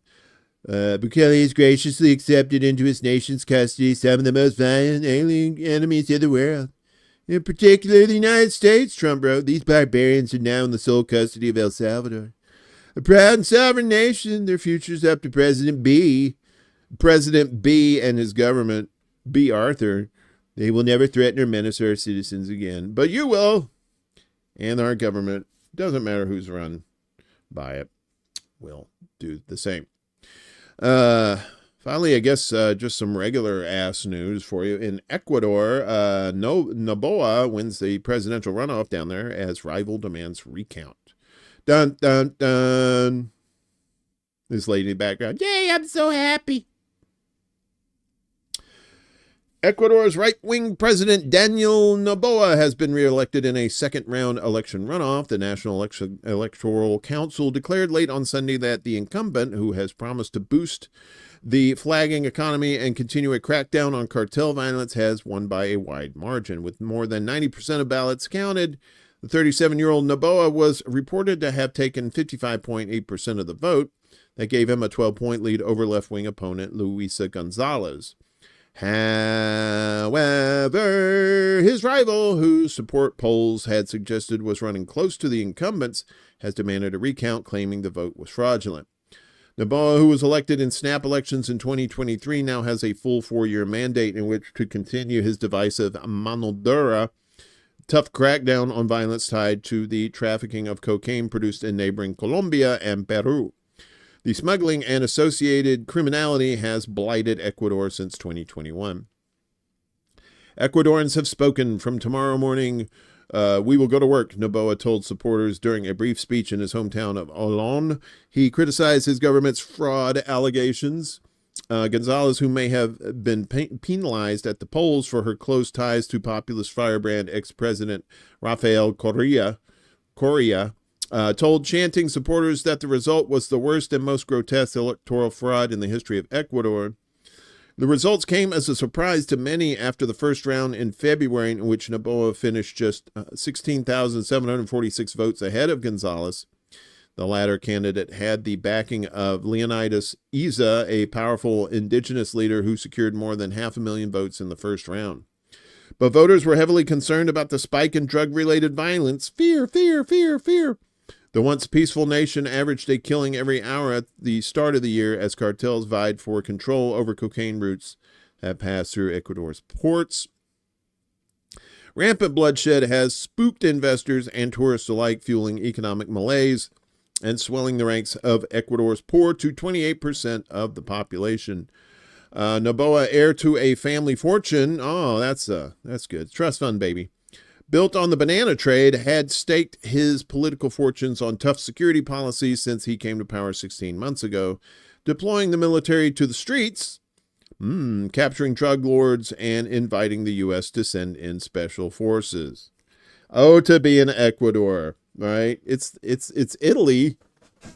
It's like Italy from the 30s, only it's Ecuador. Yeah, so that's your news block for today, brought to you by Fuck Off. Not off, but fuck off.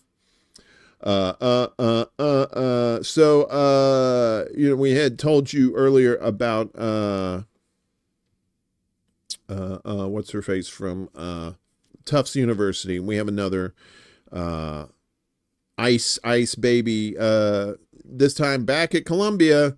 But they went for the protest leader this time. Uh-oh, shit's gonna happen. The sharing of biased and False news has become all too common on social media. More alarming, some media policies say things are true without checking facts first. Unfortunately, some members of the media use their platforms to push their own personal bias and agenda to control exactly what people think. And this is extremely dangerous to our democracy. ICE arrests Palestinian Columbia protest leader. Month after the international far-right pro-Israel group Betar named Columbia University student Mohsen Madawi as the next target in its campaign to push for the deportation of Palestinian rights defenders, Madawi was arrested yesterday at an immigration office in Colchester, Vermont, where he had arrived to complete a test to be a naturalized U.S. citizen. Part of the test, apparently, is how to avoid ICE. Madawi, who held a green card for 10 years, was a leader of protests at Columbia last year, where students called for the school to divest from companies that benefit from Israel's policies in the occupied Palestinian territories. As The Intercept reported, immigration authorities scheduled Madawi's citizenship test around the time that Mahmoud Khalil, another leader of campus protests at Columbia, was detained by ICE in March.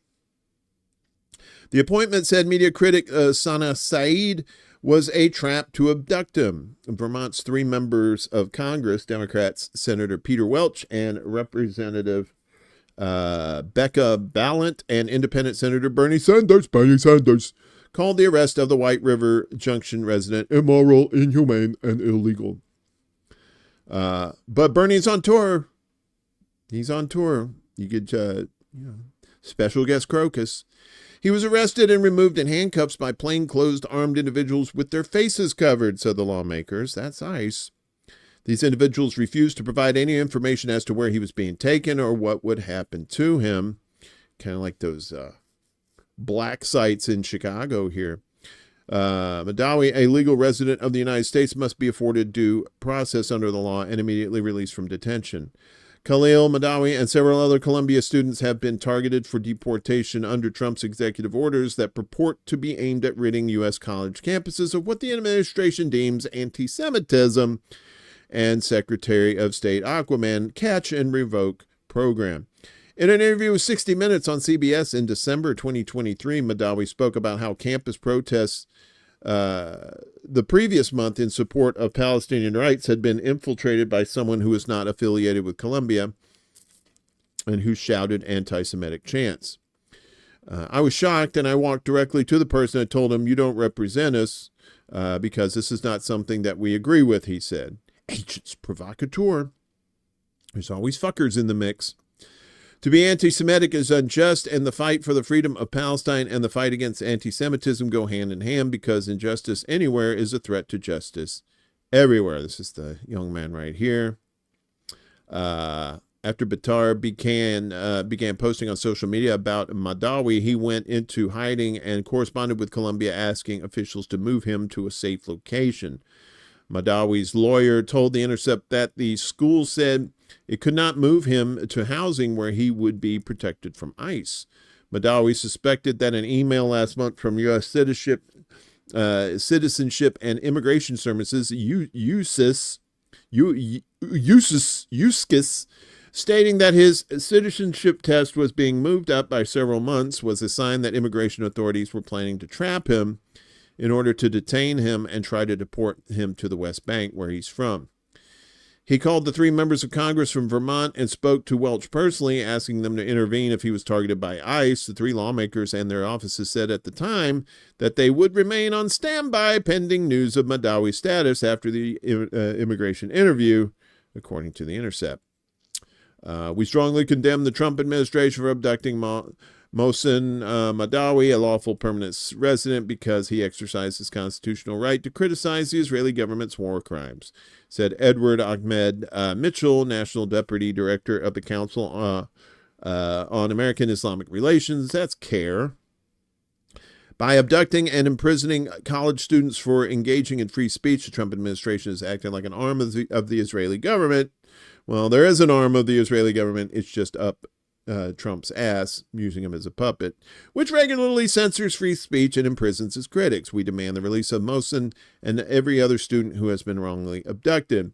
All Americans should be alarmed at the speed of attacks on basic constitutional freedoms of lawful residents in the U.S., Mitchell said.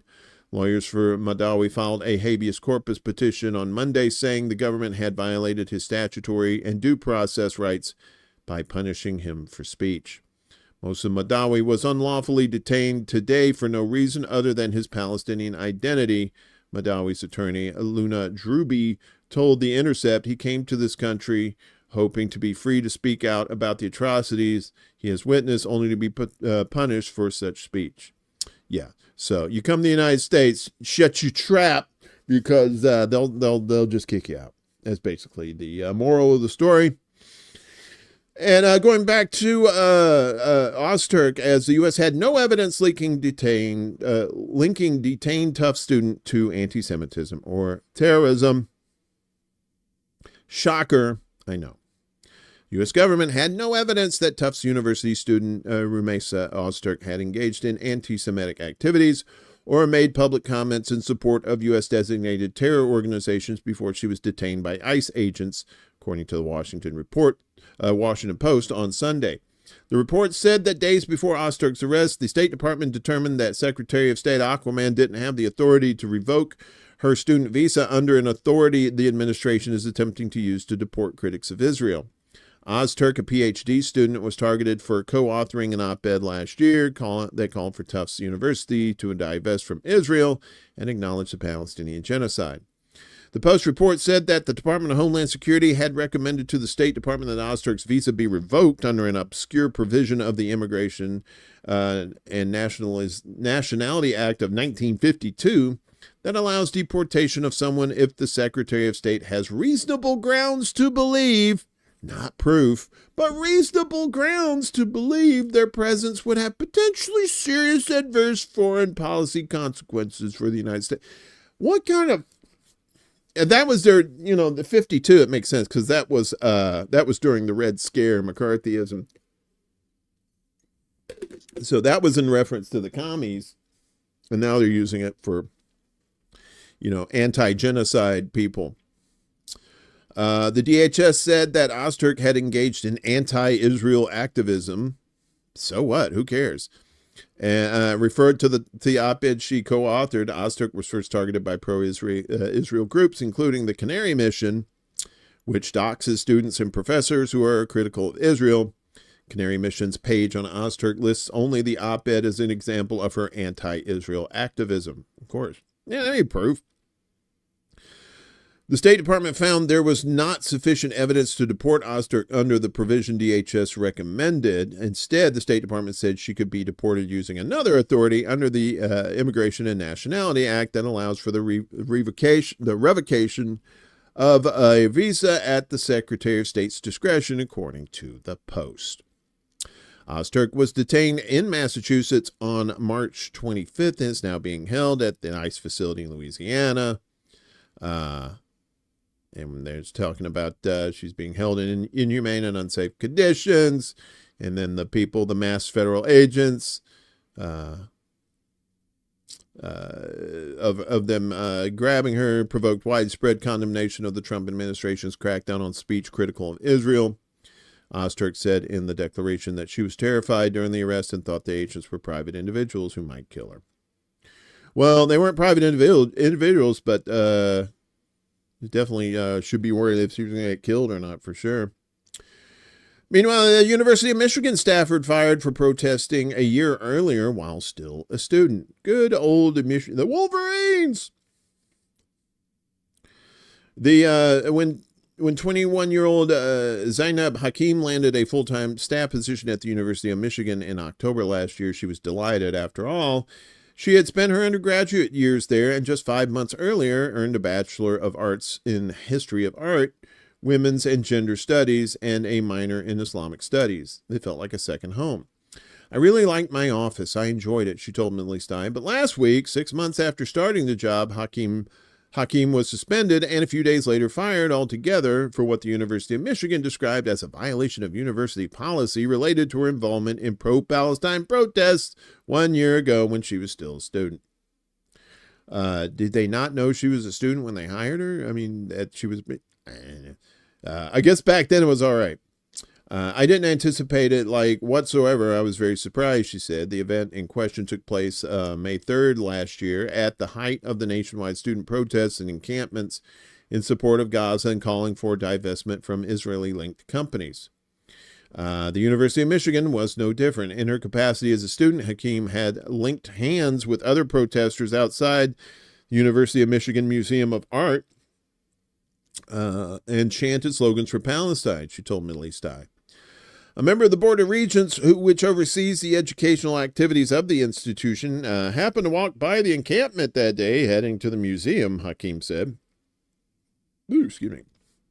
Spotting him, it kind of sparked like an impromptu protest, Hakim explained. At that point, students working on Palestinian issues had been asking to meet with the regents for years, but to no avail, she added. When law enforcement arrived, Hakim told Millie Stein she was complying with police orders. However, the University of Michigan has suggested she was a public safety threat. Oh, Michigan, you piece of shit. During a private event, protesters interfered with law enforcement's ability to provide invitees safe and secure entry and exit from the premises. The suspension letter sent to Hakim and shared with Millie Stein reads, interfered with law enforcement's ability to provide invitees safe and secure entry. They were protesting. It was a peaceful protest. Despite law enforcement presence at the doors and around the building and repeated instructions to refrain from obstructing their efforts, it appears that you did not comply and you interfered with law enforcement actions. Amy Greer, Associate Director of University Human Resources, wrote. That assessment, Greer added, was based on the combination of an internal security report as well as video evidence. Yeah. Hakeem, however, said she stands by what the footage shows. They are trying to paint a peaceful expression of First Amendment rights as violent in order to repress the movement, she told Middle East Eye. Yeah, that's pretty much it in a nutshell. In the police report, the only time I'm mentioned is when it says that Zainab Hakeem was chanting with a megaphone. We approached her and we told her to give us the megaphone, and she complied. How dare you? That is so offensive.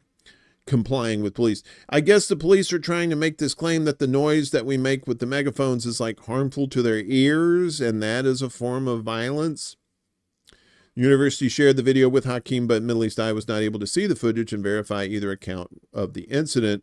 The suspension letter came from Central HR, not the Human Resources Department within the School of Literature, Science, and the Arts where Hakeem worked.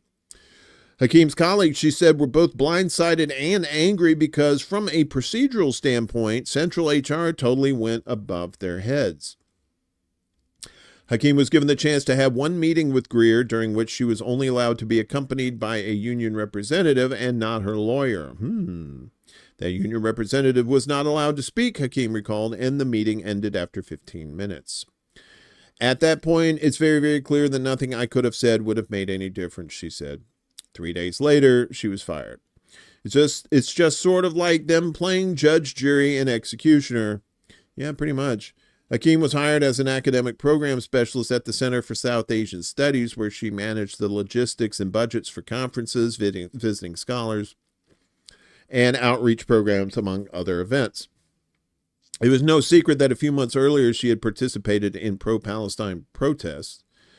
When they hired me, they did a background check. I talked really plainly about the encampment in my interview, and in fact, they were like, your financial experience that you gained in the encampment is a big part of the reason why we hired you, Hakeem described to Middle East Eye. That ended up being very relevant for the job. Middle East Eye reached out to the University of Michigan to ask why Hakeem was deemed a public safety threat and fired an entire year after the encampments died down, given she had disclosed her participation before her hiring. The university does not comment on personal matters, Brian Taylor, the communications manager for the Office of Public Affairs, has said. Personnel matters? This is a little bit more than a personnel matter. Hakeem told Middle East Eye the university wanted the state to charge several students for their roles in the protests last year. In September, Michigan Attorney General Dana Nessel charged 11 students and alumni for what she described as violent and criminal behavior in setting up the encampments. For Hakeem's part, clearly there was no legal basis for any formal charges, and that's why now the University of Michigan is trying to do shady internal university processes to get back at us. The us, as she referred to, are the 4 other students who were terminated from campus jobs last week, also for protest participation a year ago. Academic institutions across the country are under mounting political and financial pressure from shithead to effectively get rid of students and faculty who are vocally pro-Palestine. When asked if the political climate played into the timing of her ordeal, Hakeem did not hesitate. The truth is, the university can change any policies, any procedures at whim and do whatever they want to anybody, regardless of what you've actually done, regardless of whether you've actually broken the law or even broken the university rules, she told Middle East Eye. If you don't stand up to this right now, there's no telling how far it could escalate, she said. Let me highlight that. If you don't stand up to this right now, there's no telling how far it could escalate. I don't regret trying to do the right thing. Hakeem is now ineligible for hire at the university, her termination letter said, and she is considering legal action. As well, she should, because, yeah, and it's going to keep happening. It's going to keep happening, folks. unless we all collectively do something. Us people here that are born here, that really, if you think you don't have, if you're not scared that you're going to be deported or whatever. Dude hasn't even been president for 6 months. So all this fuckery is coming to a head like right now. And this is the time we have to nip that shit in the bud, not in the butt. And if you nip something in the butt, that's your business. So, this is the story I wanted to tell you about. I think I told you about this earlier. So, Department of Homeland Security told her to leave the country. She's a citizen and an immigration attorney. Womp wow.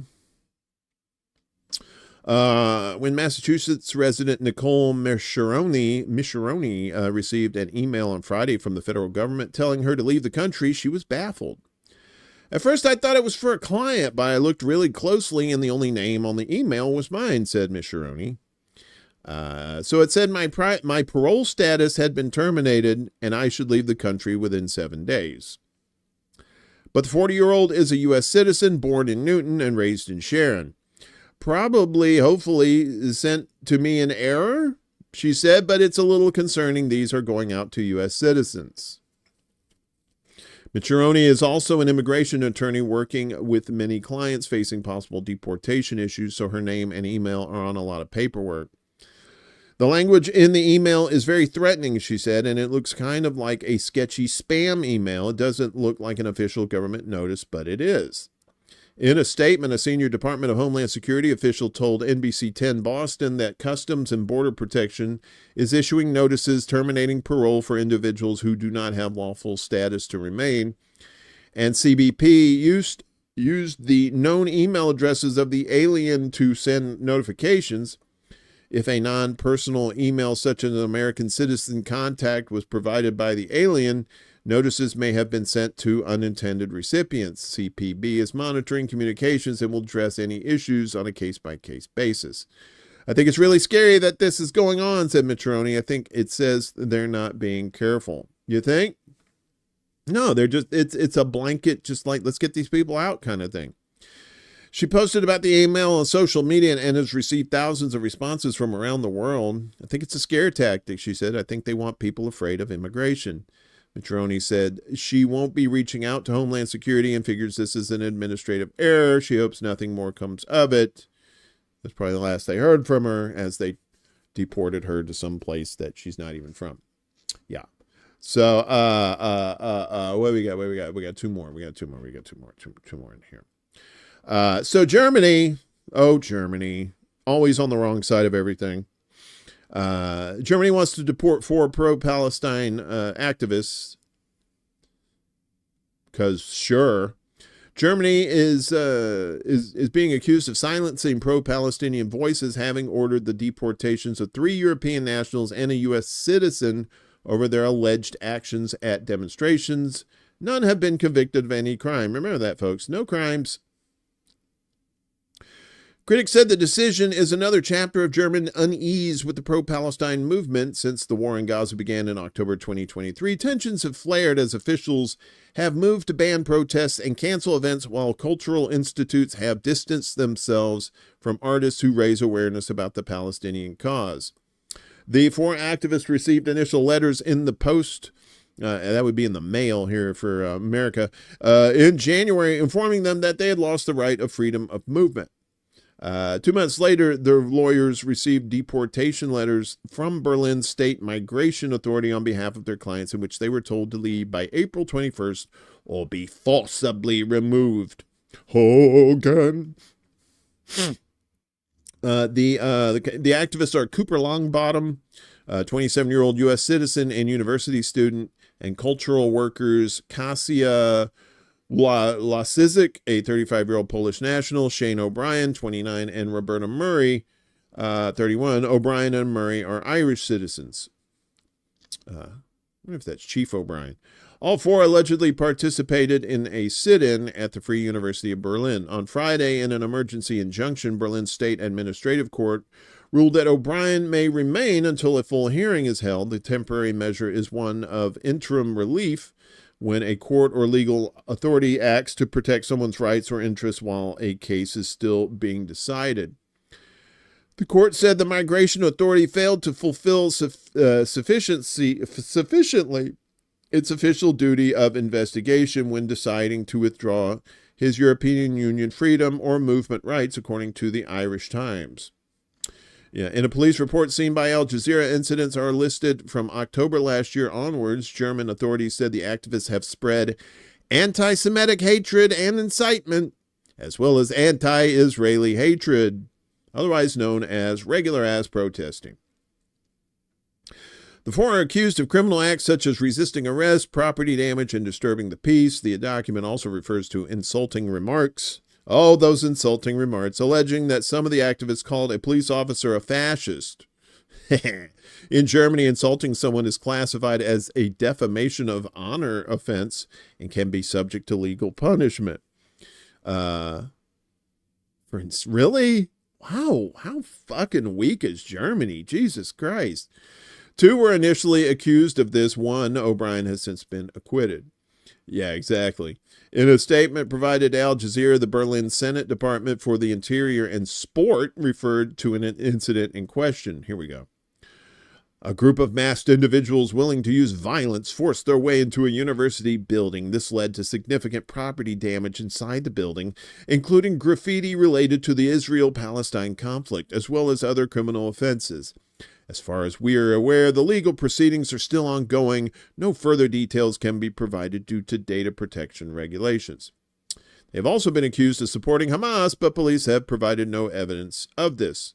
And even if they had been accused, even if they had been supporting Hamas, just verbally, it's still pretty fucking weak, Germany.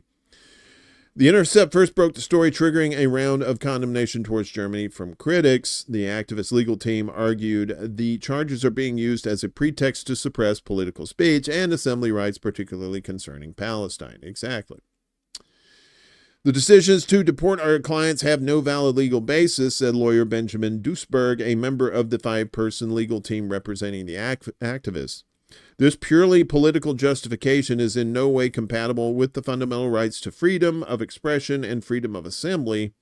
Not a word is mentioned that our clients protested against the genocide in Gaza and its support through German arms deliveries. Lasizik said the allegations are unfounded. I refuse to engage in dishonest accusations of anti-Semitism and falling into the trap of defending myself against this gross abuse of the term being thrown around by police, journalists, and the state to slander and criminalize the pro-Palestinian movement, he told Al Jazeera.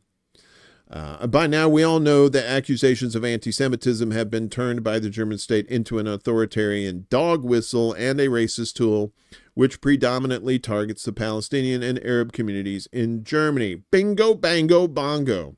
Winner, winner, chicken dinner. The deportation orders were issued as Germany faces accusations of a broader national clampdown on pro-Palestinian activism. These allegations have grown during Israel's latest war on Gaza, but they've haunted Germany even before October 2023. Since the Hamas-led incursion into southern Israel on October 7th, during which 1,139 people were killed and more than 200 were taken captive, Israel has killed more than well over 51,000 people, including tens of thousands of children. In a statement, the 4 activists painted a bleak picture of Berlin over the last 18 months. Rampant, unrestrained police violence goes hand in hand with this repressive use of immigration law to silence pro-Palestinian voices and political dissent. Arbitrary arrests made at protests combined with false charges are used as pretexts to justify extrajudicial deportation measures, circumventing any notion of independent judicial process and the rule of law, they said. In recent years, Berlin authorities have banned pro-Palestinian demonstrations and national symbols associated with the Palestinian identity. Germany said protests have been banned because of concerns about the potential for hate speech. Oh, look at that. The potential for hate speech. Administrative courts have said they pose an imminent danger to public safety and order. Berlin has given schools a green light to ban the wearing of the Palestinian keffiyeh scarves on the grounds that they may threaten school peace. A fucking scarf, y'all. Additionally, chanting slogans like "From the river to the sea, Palestine will be free" has been banned in certain contexts because they are seen as denying Israel's right to exist. In August, a protester was fined about $650 over the chant, which German Interior Minister Nancy Faeser has described as a pro-Hamas slogan. Cultural institutions have lost public funding over ties to pro-Palestinian advocacy, raising concerns about artistic freedom and political repression in the country. President Frank-Walter Steinmeier on November 8, 2023, called on Arab communities in Germany to distance themselves from Hamas, a comment that saw him accused of discrimination. Furthermore, according to amendments to Germany's citizenship laws, applicants seeking naturalization will be required to affirm Israel's right to exist. Holy fucking shit. Kind of makes you not want to be a German citizen, even if you're, one already. What a shit show. In the case of the activist, German authorities have cited the principle of Staatsrassen, we told you about that, or reasons of state as a basis for the deportation orders. Israel's security is seen by Germany as its reason of state, given Nazi Germany's role in systemically murdering 6 million Jews during the Holocaust. Yes, guilty, guilty conscience. We have to defend the new Nazis because we're the old Nazis. That's basically what it is. We have to defend the new Nazis because we were the old Nazis. The immigration authorities themselves initially considered the deportation decisions to be illegal as none of our clients had a criminal record, but then they were instructed to do so by the Berlin Senate, Duisberg said. Internal emails reviewed by Al Jazeera confirmed the Federal Foreign Office employees challenged the legality of the Berlin Senate's deportation request, but their objections were unsuccessful.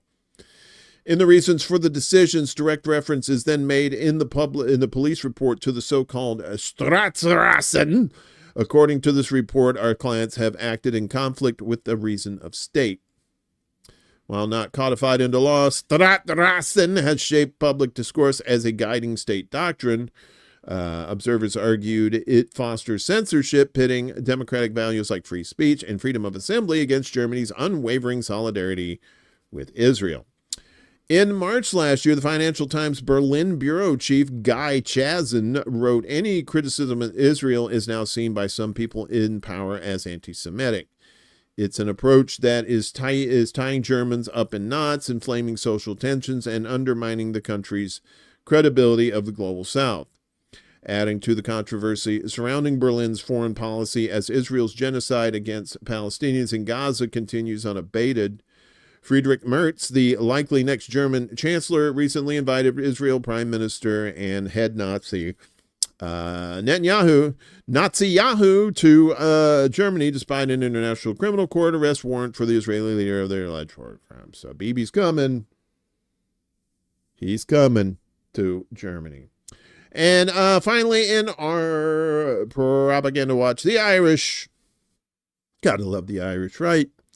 Irish rappers accuse major festival of censoring pro-Palestine statement. Here they are here. Some people say they are the smash mouth of Ireland. No, I'm kidding. I just made that up. Irish rappers Kneecap have accused the Coachella Festival's official live stream of censoring key parts of their performance, particularly statements supporting Palestine and criticizing Western power structures. Performing on the festival's opening Friday, the Belfast-based group Mochara Moglai Bop and masked DJ Provi, I probably butchered all those names, those don't even sound Irish, delivered a set that stood out in the otherwise entertainment-focused environment of the California festival. While the live audience witnessed the full performance, online viewers reportedly missed several of the band's outspoken moments. According to SFGate, the live stream excluded marks referencing Palestine, as well as a comment about former UK Prime Minister Margaret Thatcher. Yeah, I'm pretty sure they had something fun to say about her.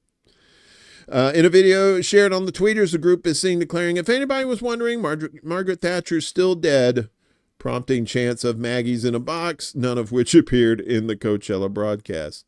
Well, he's just telling the truth. Maybe some people thought she was still alive. It's like, well, don't you know that Margaret Thatcher, she'll be pushing up daisies, you know. Someone's after me, Lucky Charms. Addressing the omission on X. Sorry, Ireland. I love you. I love you a bunch, but, you know, the fucking Ireland. Magically delicious. I got to throw that in there. Addressing the omission on the tweeters the following day, Kneecap posted, not the only thing that was cut. Our messaging on the U.S.-backed genocide in Gaza somehow never appeared on screens either, followed by a Palestinian flag emoji. Back next Friday, Coachella, and it'll be sorted. Kneecap weren't alone in spotlighting Palestine at this year's Coachella.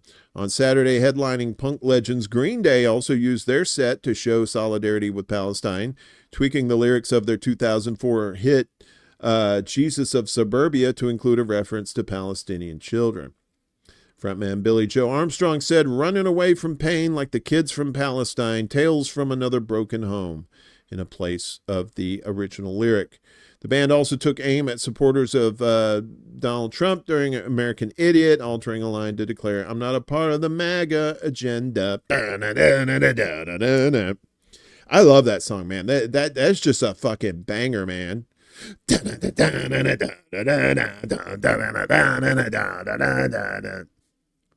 I had a parody of that. I called it, don't want to be an American Indian. And then I was like, well, I don't even know what to do with that. So, but it was just more of like, it was a flow thing more than just like a whatever. Okay, so that's it for that part. And I forgot to do this on Friday because I was doing the promo stuff and then I got confused. Let's look at our poll here. So the best version of Taxman with 14 votes here on the YouTube is the Beatles at 71%, Stevie Ray Vaughan at 29%. It's two totally different vibes though, because you know, cause I'm the tax man, yeah, I'm the tax man. So you got the Beatles, but then you got, you know,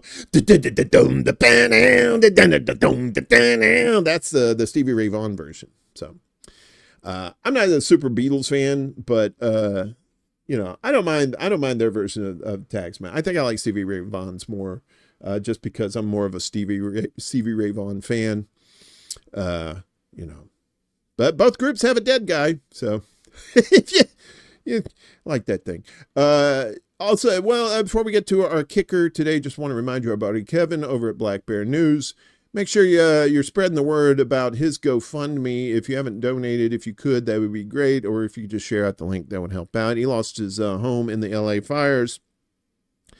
And, you know, anybody who loses their home like that, it's really, I mean, it's just devastating. You know, and it's really hard to especially if you've lost so much in the fires too. So we love you, Kevin. And, you know, like I said, support our pals here in the independent space. Speaking of which, we were supposed to do this last Wednesday and I got a little sicky poo. So we're going to try this again tomorrow. It's I'm bringing on my buddy Franco from Frank Analysis. We'll be talking about capitalism alternatives. He put out a video, I think the week before last, about capitalism and what we can do as far as like alternatives to it and trying to find a different way of doing things in the United States. But first we got to get rid of the fuckers too. Yes, he does have a Substack. I think it's Black Bear News, or maybe it's I can't remember what it is, but yeah, it's if you go to his YouTube page, I think he has it in there too. So because he does a Substack show on Friday, Kevin does. So finally today, as we wrap things up, I meant to do this the other day and I got totally wrapped up in thinking about something else and I forgot. And how can you forget this? This is probably the shittiest story I've ever covered on this show, and that's saying a lot because there's a lot of shitty shows, but I think this is But I think this is the first literal shit story, as NASA offers $3 million in competition to recycle human poop in space. Speaking of human poop in space, there was a bunch of celebrities and influencers went up in one of Jeff Bezos' rockets, I think. So Gail King too. I was gonna do that, and I'm like, nah, fuck that. Fuck these bitches. So let's watch this real quick. I think this should. What does it take to keep a lunar base clean and green? As NASA prepares to establish a human presence on and around the moon, reduce, reuse, recycle will become a universal motto, not just an earthly one. Just like on our home planet, future astronauts living on the moon will need to process waste, things like packaging, fabrics, and structural elements. With no garbage trucks or recycling bins, explorers of tomorrow will need innovative solutions to turn their trash into something useful. With limited resources on the moon, astronauts will need to make the most of everything they bring with them, even their garbage. This is where you come in. NASA is calling on inventors, entrepreneurs, students, and visionaries from around the globe to join the Lunar Recycle Challenge. The mission? Develop energy-efficient, low-mass, and low-impact recycling technologies. Teams who enter the challenge will compete for a chance to win cash prizes by coming up with novel solutions to transform space waste into usable products to support off-planet science and exploration. Your moon-minded innovations might also revolutionize the way we recycle and handle waste on our own planet, paving the way for sustainable living on the moon and on Earth. Together, let's make one astronaut's trash another's treasure.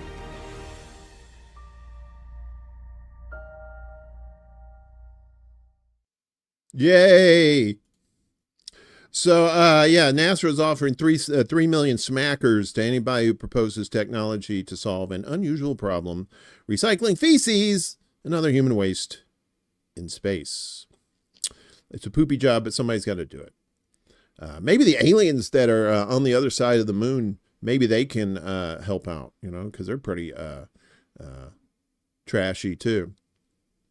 The space agency's Lunar Recycle Challenge calls on members of the public to propose a technological means of recycling astronauts' feces, urine, and vomit on the moon, and during long-haul space flights. There are currently 96 bags of human waste that were left behind on the moon by astronauts from the Apollo missions. And so they would take it. Yeah, I guess, they were gone for like 2 or 3 days, right? It took a little while to get there. And it took, they were there for a few hours, and they said, fuck it. We're going to literally leave our shit here, and did that. And the aim of the Lunar Recycle Challenge is to prevent adding to the stinky space trash, the space stash. The chosen technology will be put to use on future space missions, including hypothetical long-term outposts on the moon. NASA is committed to sustainable space exploration as we prepare for future human space missions.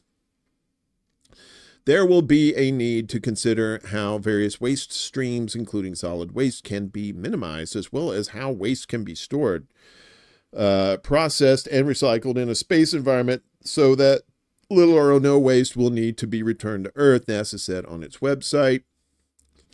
NASA is currently reviewing the first round of proposals to decide which ones will move on to the next phase of the competition. The team who comes out on top at the end of the competition will be rewarded $3 million. Woo! The funny thing is, it's like SpaceX is run by shit. So NASA is just worried about their shit, and SpaceX is run by a shitty person. Yeah, that shit's still there. I mean, well, there's no atmosphere on the moon, right? That's why like their footprints will always be there. There's nothing that will help break down, the bags or whatever that's up. 96 bags of shit.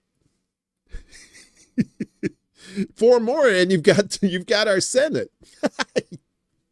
None of that's funny. I'm sorry about that. So anywho, like I said, tomorrow we got Franco coming on for our little fun thing, talking about capitalism and how we can get rid of it and replace it with something better for actual humans and not robots and greedy motherfuckers. So that's going to be tomorrow. What did I say? Damn it, I don't even know my own fucking promo. Jesus Christ. 6 p.m. Eastern, 5 p.m. Central, 4 p.m. Mountain Time, 3 p.m. Pacific Time. And yeah, and so otherwise this show will be back on Friday at 11 a.m. Eastern, 10 a.m. Central, 9 a.m. Mountain, 8 a.m. Pacific Time. If you like, if you're kind of a newbie, if you're just kind of lurking in the dark watching this, don't want to get in the chats or anything, that's fine. You don't have to be in the chats. But if you could like, share, and subscribe, maybe become a Patreon. You can be a Patreon for $1 a month. Get your name and lights at the beginning of the show. And then, or if not, if you can't do that, you can't afford it, like most people, if you could share out the links, that helps out too. We're trying to grow this station. We're trying to grow this channel. It might as well be a TV station. Sure, why not? Try to give you interesting, like, entertainment and news and, good conversations and whatnot. So, and the ones that do support us, we really do appreciate all of you. You were just like the rock of this for me. I love my chat. I love our community. It's probably one of the best communities, if not the best community out there.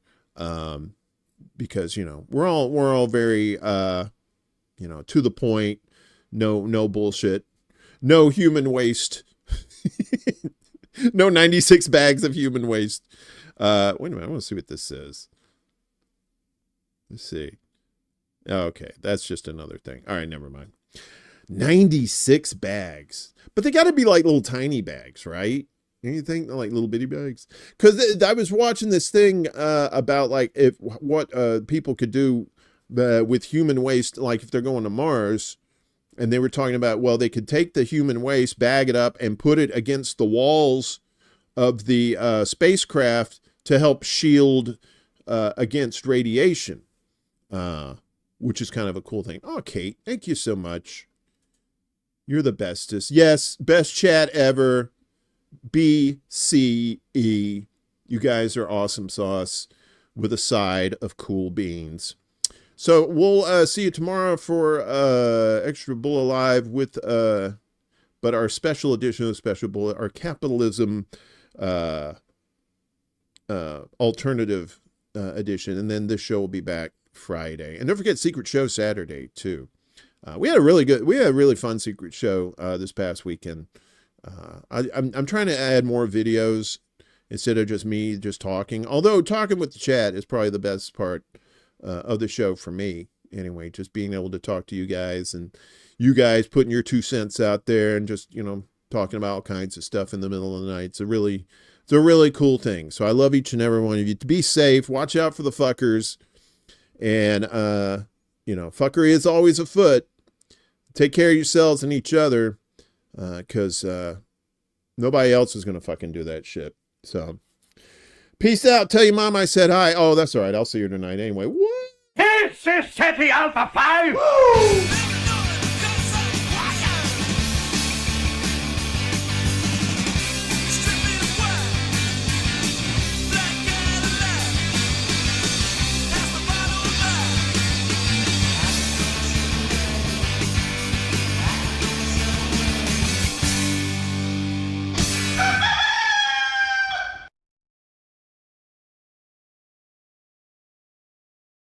Soon.